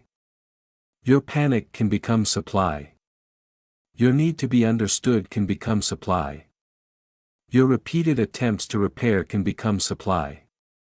Even your anger can become supply if it proves that they still have the power to move you. This is one of the hardest truths for good people to accept, because it means they have often been entering arguments hoping for clarity while the other person is entering them for fuel. No wonder the conversations never end the way they should. No wonder closure keeps slipping away. No wonder peace feels like something that stays visible in the distance but somehow never arrives. Because in many of these dynamics, peace does not feed the narcissistic structure nearly as effectively as control does. Danielle said it gently, but the truth of it was sharp: peace can feel empty to someone who has learned to feel alive through emotional dominance. Calm does not always reassure them. Sometimes calm feels like irrelevance. Sometimes calm feels like the terrifying absence of proof that they still matter enough to bend the room around themselves. That is why some people create tension where none was necessary. That is why they revive resolved issues. That is why they bring a third person into a private conflict. That is why they tell one story to you and another to someone else. That is why they gossip, triangulate, compare, and subtly position people against one another. All of this creates movement. And movement creates emotional energy. And emotional energy, when it is organized around their centrality, becomes supply. Claire could feel how much this explanation would matter to people listening, because so many have spent years interpreting this behavior in the wrong emotional language. They thought the person was just complicated. Just moody. Just wounded. Just bad at communication. Just scared of closeness. But supply explains something deeper. It explains why the narcissistic person may seem almost animated by the very turbulence that is destroying everyone else's peace. It also explains why leaving the dynamic, or even stepping back emotionally, can provoke such a strong reaction. When you withdraw your constant availability, your emotional chasing, your reassurance, your fear, your admiration, your need to be chosen, you are not simply setting a boundary. You are interrupting a source of supply. That is why boundaries can trigger escalation. Not because the boundary is wrong. Because the boundary is revealing. It reveals how much of the relationship may have been built around access to your energy. And that realization can be heartbreaking, because it forces a person to confront something they did not want to believe: the relationship may not have been sustained by love in the way they thought. It may have been sustained by extraction. By emotional taking disguised as intensity. By appetite disguised as attachment. But this realization, painful as it is also where strategy begins. Because once you understand what they feed on, you stop walking blindly into the same trap. You stop offering endless emotional transparency to someone who uses your feelings as fuel. You stop assuming that every conflict is truly about the issue being discussed. You start asking better questions. What happens to them when I stay calm? What reaction are they trying to pull out of me? What part of me have they learned they can access most easily? Where do I still become predictable in my pain? These questions do not make you cold. They make you conscious. And consciousness is the beginning of freedom. By the end of Danielle's explanation, the atmosphere in that studio felt different again. Less fog. Less mystery. More sorrow, maybe, but also more power. Because the listener who understands supply is no longer only seeing the surface of the behavior. They are seeing the engine underneath it. And once you see the engine, you stop trying to fix the smoke with tenderness alone. You start protecting the fuel line. You start recognizing that your attention is valuable, your energy is valuable, your reactions are valuable, your peace is valuable, and not everyone who asks for access to those things should automatically receive it. That is not selfishness. That is wisdom. And it leads naturally to the next turning point in the conversation, the one Claire knew had to come next.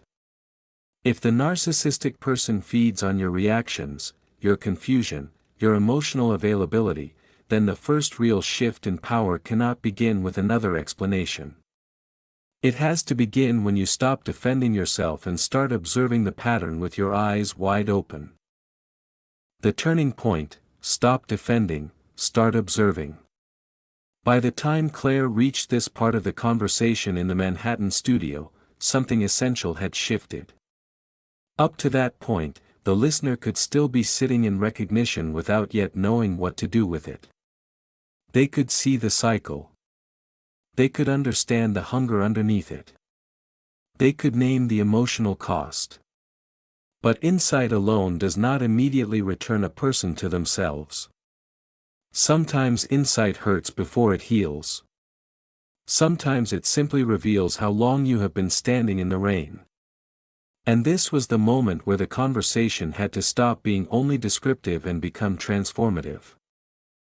Because there comes a point in every painful dynamic when the question is no longer, why are they like this? The question becomes, why am I still standing here trying to explain myself to someone who keeps benefiting from my confusion? That is the turning point. Not when they change. Not when they apologize. Not when they finally admit what they have done. The turning point begins when you stop organizing your energy around being understood by them and start organizing your energy around seeing clearly for yourself. That sounds simple when you hear it. In reality, it can feel like tearing your own heart away from an old instinct. Because many good people do not enter painful relationships ready to fight. They enter them ready to connect. To repair. To communicate. To clarify. To give context. To soften what sounds sharp. To explain intentions. To make sure no one leaves feeling hurt or unseen. These are beautiful instincts in healthy relationships. They are often the very instincts that make someone kind, emotionally mature, and safe to love. But in a narcissistic dynamic, those same instincts can become the rope that keeps you tied to the cycle. Because if the other person is not actually seeking mutual understanding, then every extra explanation becomes more material. More access. More emotional energy. More evidence that they still have the power to pull you into the ring. That is why Danielle said something that landed with unusual force in that room. If you are still defending yourself, there is a good chance you are still inside their frame. Claire understood immediately what that meant. When you are defending, you are still accepting the setup. You are still acting as though the burden is on you to prove your innocence, your sincerity, your memory, your motives, your worth. You are still stepping into the role they have assigned you, the one who explains, the one who reassures, the one who chases clarity, the one who tries to restore fairness in a conversation that was never built on fairness to begin with. And that is exhausting in a way few people can understand unless they have lived it. Because defending yourself is not only about words. It becomes a posture of the soul. You defend in conversations. You defend in text messages. You defend in your own mind long after the interaction is over. You build imaginary speeches in the shower. You replay what you should have said in the car. You draft and redraft messages trying to strike the perfect tone. You gather evidence no one asked for but you somehow feel compelled to present. You explain yourself to them, to others, and eventually to yourself. That is what prolonged emotional distortion does. It trains a person to live as though their existence requires ongoing justification. And the tragedy is that the more you defend, the less solid you often feel. Because defense keeps your focus fixed on the accusation, the criticism, the distortion, the attack. It keeps your energy turned outward. It keeps you emotionally kneeling before someone else's version of reality, hoping that if you are articulate enough, calm enough, good enough, they will finally hand your dignity back to you. But that is the illusion. They do not hold your dignity. You do. And the moment that truth begins to return, your posture changes. That is why observation is so powerful. Observation is not coldness. It is not passivity. It is not weakness. It is the quiet, steady decision to stop immediately merging with what is happening and begin witnessing it instead.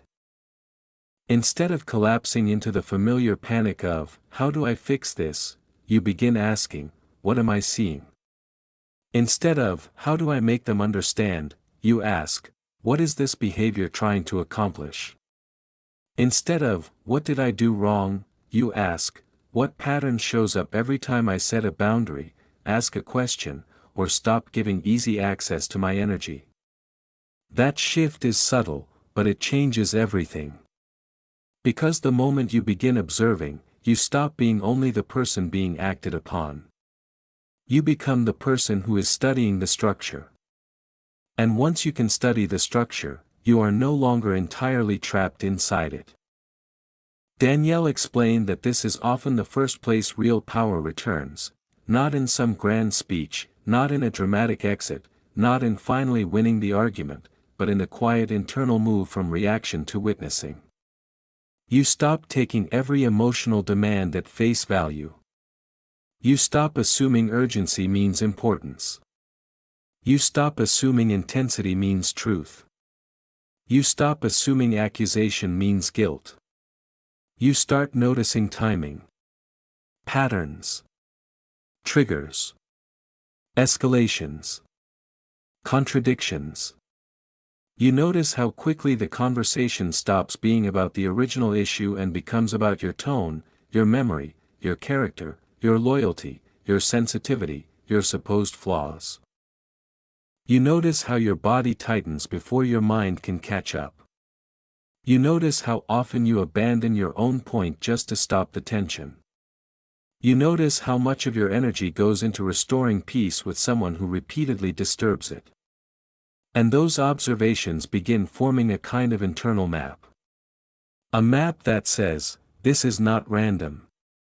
This is not all my fault. This is not a one-time misunderstanding. This is a pattern. Claire could feel how emotional that realization would be for listeners, because there is grief inside it. Observation often arrives carrying grief, because once you truly start seeing, you also start losing some of the fantasies that kept you attached. The fantasy that one more explanation will fix it. The fantasy that this time they will suddenly hear you.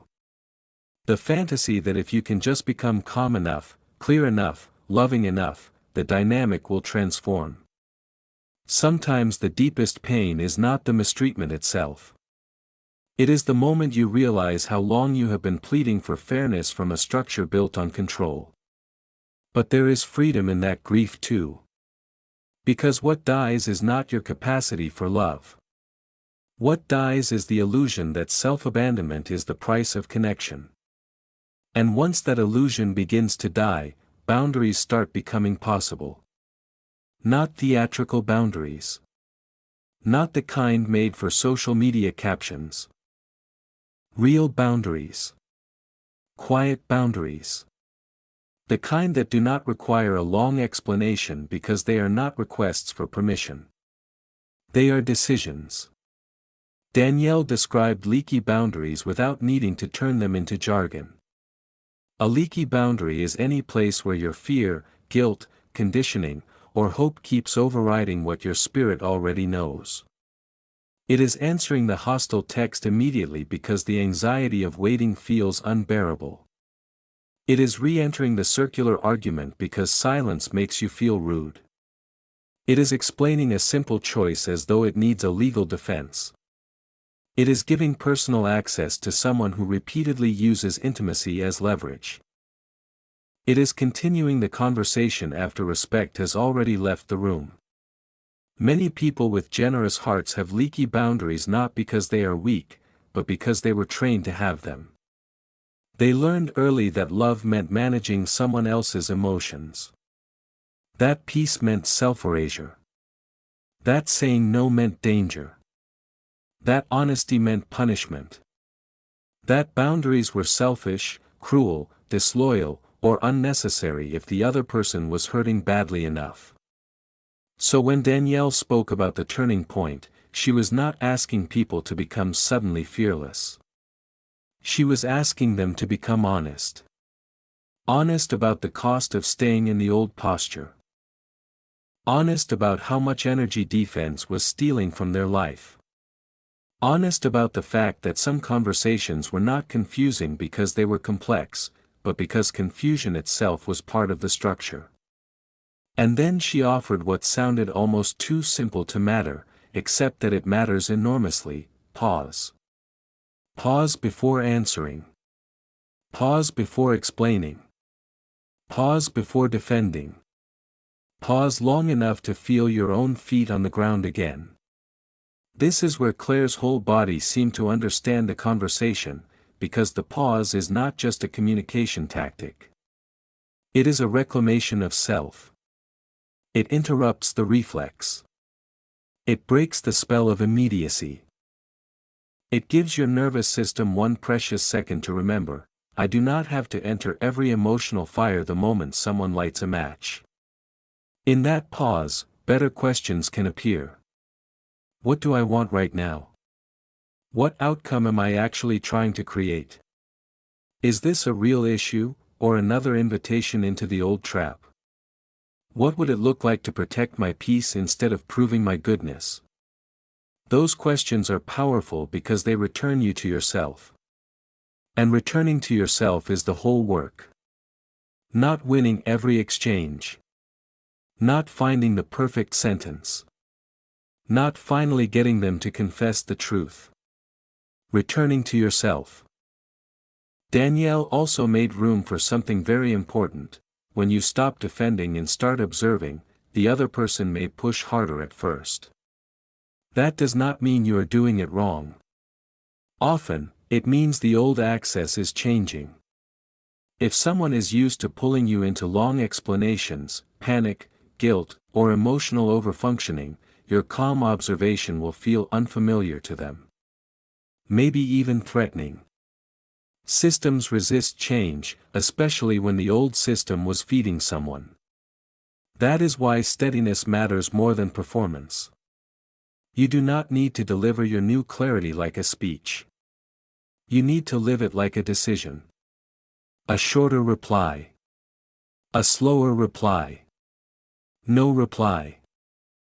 A simple, "that doesn't work for me." A refusal to defend your memory for the 10th time. A refusal to keep discussing something after contempt enters the room. A choice to document instead of argue. A choice to leave instead of linger. These moments look small from the outside. Inside a recovering nervous system, they are seismic. Because every time you choose observation over automatic defense, you send yourself a new message. I believe what I see. I do not need permission to protect my mind. I do not need to earn the right to stop participating in my own distortion. And that may be the beginning of the deepest healing of all. Not that the other person finally changes, but that you do. You stop seeing yourself as the one who must fix, prove, or absorb. You become the one who can witness clearly, choose carefully, and stay rooted in reality even when someone else is trying to drag the room away from it. That is the turning point. And once a person reaches that point, they are finally ready for something they could not truly use before. Not just awareness. Not just relief. A plan. The proven 4-step plan to take your power back. By the time Claire arrived at this part of the conversation in the Manhattan studio, the emotional ground had already shifted beneath the listener. At first, the conversation had been about recognition. Then it became understanding. Then it became grief. Because once a person sees the pattern clearly, how they were pulled in, how they were destabilized, how their reality was bent, how their energy became part of someone else's fuel system, they cannot unknow it. But seeing the truth and living differently inside that truth are not the same thing. That is why this moment matters so much. Because sooner or later, every person who has been trapped in a narcissistic dynamic reaches a point where insight alone no longer feels like enough. They do not just want language. They want ground. They want something to hold on to when the old confusion comes back, when the text message arrives, when the guilt rises, when the room goes cold, when the old instinct to explain and appease begins pulling at them again. And Danielle understood that. She knew that people do not take their power back through one perfect sentence, one dramatic confrontation, or one final moment of being understood. They take it back through structure. Through clarity. Through a way of thinking that is stronger than the emotional storm they have spent so long surviving. That is why she offered Claire a 4-step plan. Not as a slogan. Not as a performance of confidence. But as a disciplined path back to self-possession. The first step is strategy. This is where almost everyone begins in the wrong place. They begin with pain. They begin with what they are tired of, what they fear, what they cannot stand anymore, what they desperately want to stop. And that is understandable. Pain demands attention. But pain alone is not a strategy. I want this to stop is honest, but it is not directional enough to guide a life. Danielle said something essential here: if you do not define what you want, the other person's chaos will keep defining the entire field. That is what happens to so many people. They are so busy reacting to the latest emotional fire that they never stop long enough to ask themselves the one question that could begin changing everything: what do I actually want now? Not what do I wish they would become. Not what do I wish had happened in the past. Not what would finally prove I mattered to them. What do I want now? That question sounds simple until you realize how long many people have gone without asking it honestly. In narcissistic dynamics, the self gets pushed so far to the edges that desire itself can become blurry. People know what they fear. They know what hurts. They know what they are managing. But they often lose touch with the shape of their own preferred life. So strategy begins by getting specific. Not, I want peace someday, but I want our communication limited to written logistics. Not, I want my mother to finally respect me, but I will no longer discuss my private life when the conversation turns intrusive or demeaning. Not, I want my boss to stop undermining me, but I want every key decision documented in writing, and I want a 6-month plan to reduce dependence on this environment. Not, I want my ex to co-parent like an adult, but I want school exchanges to stay brief, public, and emotionally neutral. Strategy is powerful because it takes your attention off the fantasy of changing them and places it back on the reality of guiding yourself. And that alone begins restoring dignity. Because when you know what you want, you stop entering every interaction like a person waiting to be emotionally evaluated. You begin entering as a person with intention. You begin moving from, how do I survive this moment, to, what serves my long-term peace here? That shift is not small.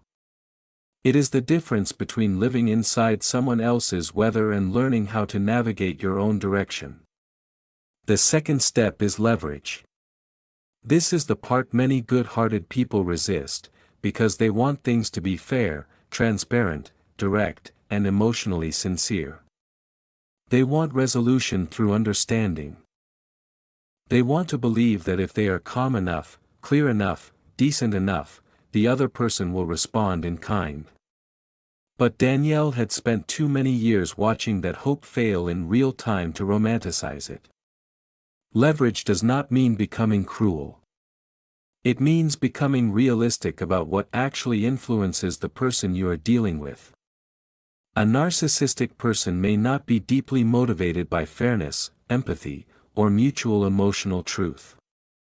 But they are often highly motivated by image, access, control, and consequences. They care about what affects the supply system. This is where many people finally stop feeling helpless. Because leverage means you no longer rely only on your feelings or your hopes. You build structure. You document. You keep records. You move conversations into writing when possible. You stop speaking into fog and start creating clarity that cannot be easily rewritten later. You understand what channels protect you and what channels expose you.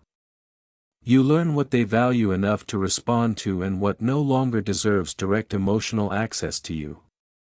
Leverage is also internal. It means recognizing that your attention is not free. Your emotional reactivity is not free.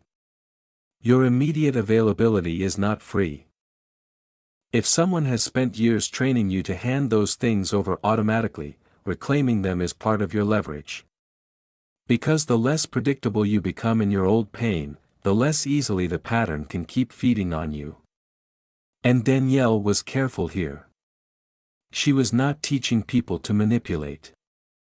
She was teaching them to stop walking into manipulation defenseless. The third step is anticipation. This may be one of the most underrated forms of power in the entire process. People stay trapped partly because every fresh incident feels fresh. Every new accusation feels shocking. Every emotional reversal feels destabilizing. Every sudden softness feels like a possible breakthrough. They keep meeting the pattern as though it is new, and because of that, they remain emotionally vulnerable to each turn. Anticipation changes that. When you understand the pattern, you stop asking, "Why is this happening again?" and start saying, "Of course this is happening now." You expect the guilt when you set a boundary. You expect the charm when you begin pulling away. You expect the distortion when the facts are not favorable to them. You expect the victim stance when accountability appears. You expect the rage, the silence, the reframe, the bait, the attempt to pull the conversation away from the actual issue and back toward your tone, your character, your supposed flaws. And once you expect it, it loses some of its hypnotic power. That does not mean it stops hurting immediately. But it stops surprising you in the same way. The nervous system begins learning a new response.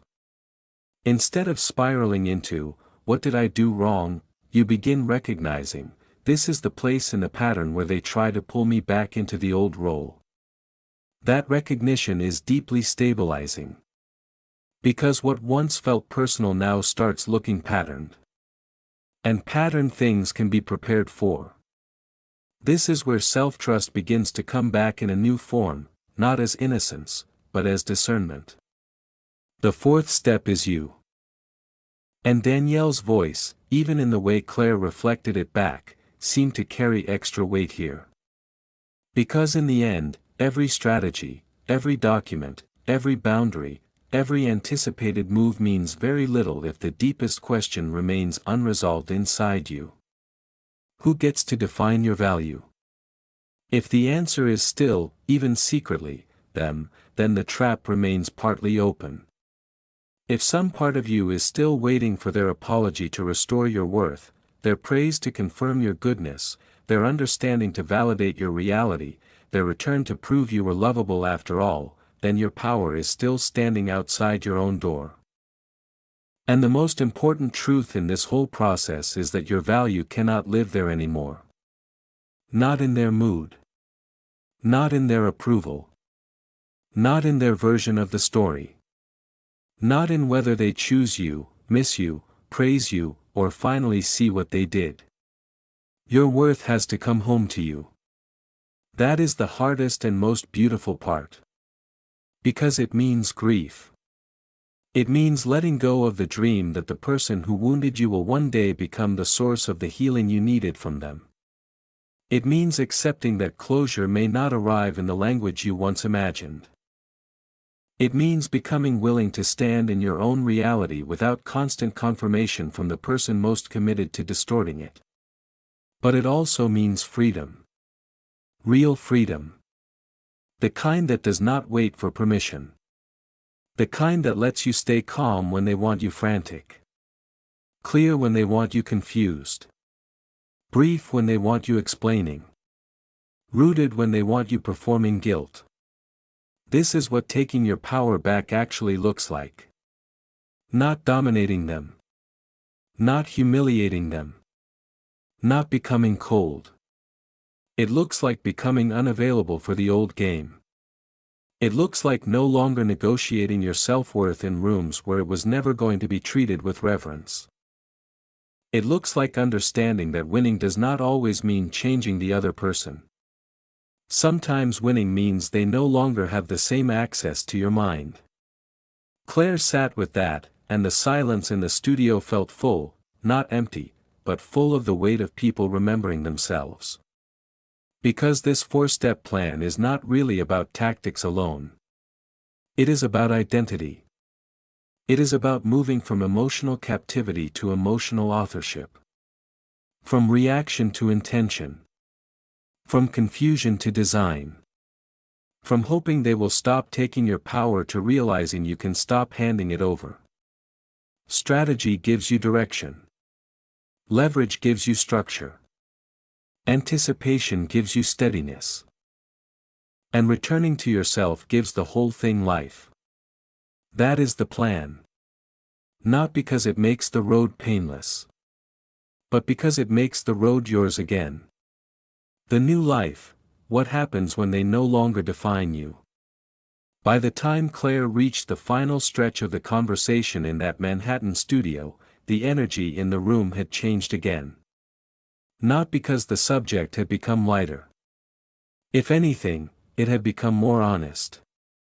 But honesty, when it finally lands in the right place, has a strange way of feeling like relief. Not easy relief. Not the kind that erases grief. The kind that lets a person breathe for the first time after years of unconsciously holding everything in. Because this is what so many people think the ending will look like. A final confrontation, a perfect boundary, an apology that arrives too late but still somehow explains everything, a dramatic moment where the narcissistic person finally sees the damage they caused and admits it plainly. But real healing is rarely that cinematic. More often, the new life begins in silence. A quieter phone. A calmer body. A conversation you do not replay for 3 hours. A message you read without feeling your stomach drop. A room you walk into without scanning immediately for danger. A decision you make without asking yourself how they are going to react. That is when you know something sacred is happening.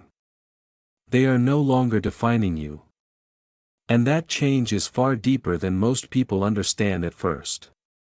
Because when a narcissistic person has occupied a central role in your emotional world for long enough, they do not just affect your mood. They begin shaping your sense of self. You start measuring your lovability by their warmth, your worth by their approval, your reality by their version of events, your safety by their emotional weather. Even when you know better intellectually, part of you remains organized around them. Around their reactions. Their timing. Their silence. Their moods. Their permission. Their return. That is why freedom can feel so unfamiliar in the beginning. It is not only that you are no longer consumed by them. It is that you now have to rediscover who you are without the constant pressure of being managed, interpreted, pulled, punished, or emotionally evaluated. And that rediscovery can be beautiful. It can also be deeply disorienting. Because the truth is, when someone stops defining you, they do not leave behind a perfect, polished version of who you are. They leave behind space. And space can feel terrifying to a person who has spent years surviving intensity. Space asks different things of you. It asks you to listen inward. To decide what you like. What you believe. What you want. What you no longer tolerate. What peace actually feels like in your own body when no one is actively pulling you out of it. Danielle said, in essence, that this is where many people misunderstand the goal. The goal is not to become unfeeling. It is not to become hard, cold, bitter, unreachable, or obsessed with proving that you have won. The goal is to come back into right relationship with yourself. That is the new life. The new life is not built on revenge. It is built on return. A return to your own instincts. A return to your own preferences. A return to your own emotional authority. A return to your own timing. A return to the self that existed before you started living in response to someone else's instability. And that return happens in ordinary moments more often than in dramatic ones.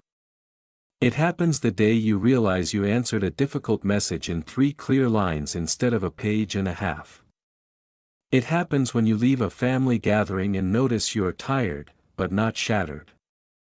It happens when you stop rehearsing conversations before they happen. It happens when you can tell the difference between guilt and actual responsibility. It happens when you no longer confuse someone's disappointment with your wrongdoing. It happens when you feel a surge of anxiety in your chest and, instead of obeying it automatically, you stay with yourself long enough for the wave to pass. These are not small things. These are signs that your nervous system is no longer living entirely at the mercy of an old pattern. Claire could feel how important it was to end the conversation here, not at the point of battle, but at the point of becoming.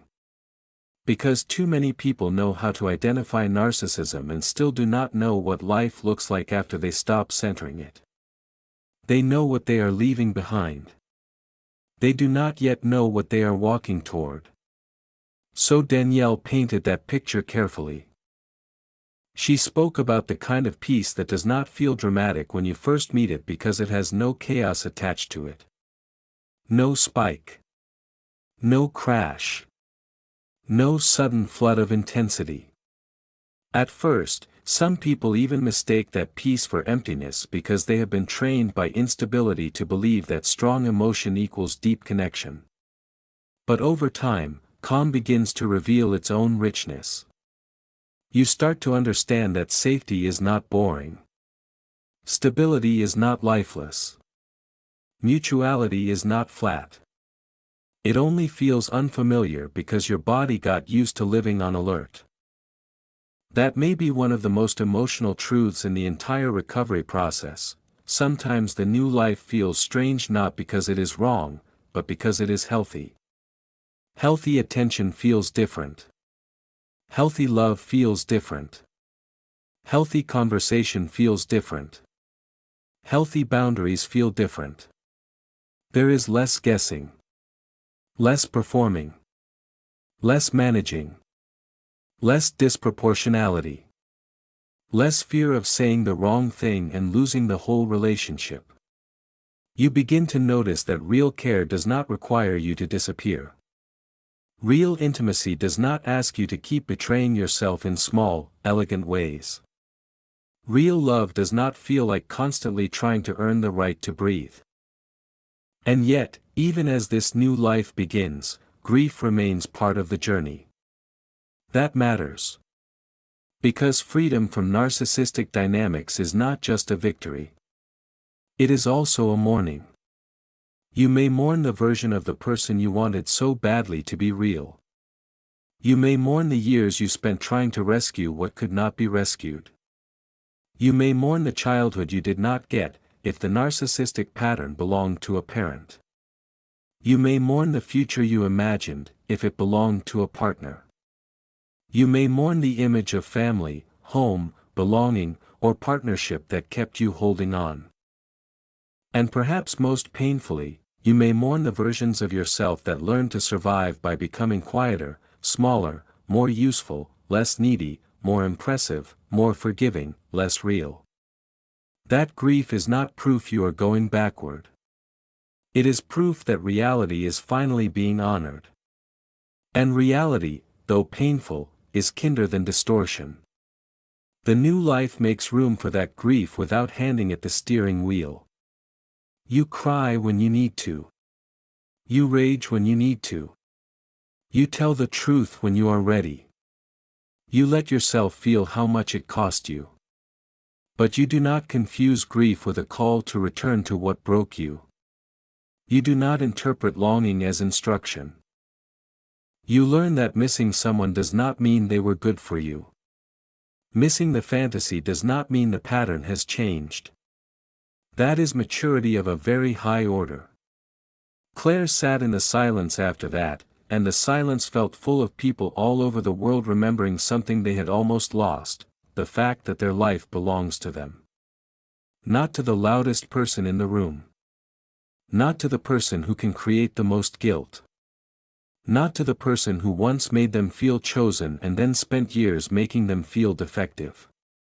Not to the person who trained them to explain, defend, anticipate, and shrink. Their life belongs to them. And when that truth begins to settle into the body, the future changes. You make different choices.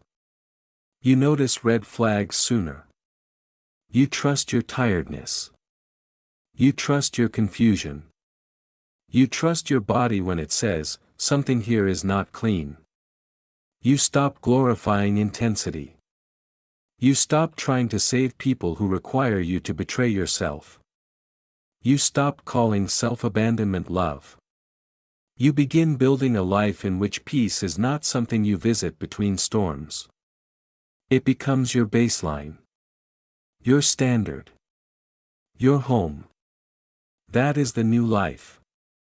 Not perfect. Not free from sadness. Not untouched by memory. But rooted. Real. Yours. Danielle wanted people to understand that when a narcissistic person no longer defines you, it does not mean they disappear from the earth, or that every practical challenge vanishes overnight. You may still share a child. A workplace. A family tree. A history. A legal process. A community. But the deepest shift has already occurred. They are no longer occupying the throne inside your mind. They are no longer the final authority on your goodness, your sanity, your value, your place in the world. And once that throne is empty, you finally get to place the right person there. Yourself. Not the frightened version of yourself that learned to survive by pleasing. Not the desperate version that chased clarity in circles. The truest version. The one who can be compassionate without surrendering discernment.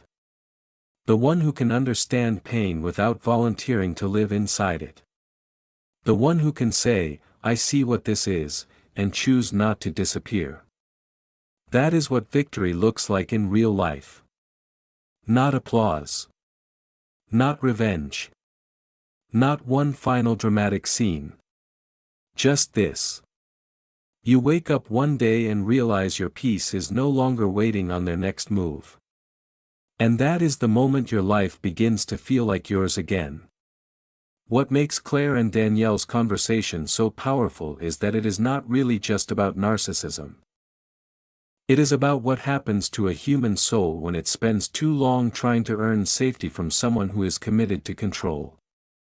At the beginning, the story felt almost hypnotic. The narcissistic person did not appear as a villain. They appeared as charisma, intensity, certainty, and emotional electricity. They made the other person feel chosen, deeply seen, and suddenly important. But little by little, that warmth turned into confusion. The bond that once felt magical became a system of self-doubt, emotional dependency, and quiet erosion.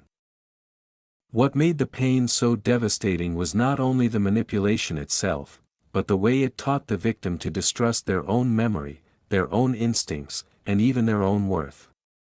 As the story unfolded, we saw that narcissism is not just arrogance or vanity. It is often a deep inner emptiness covered by image, performance, control, and endless hunger for external supply.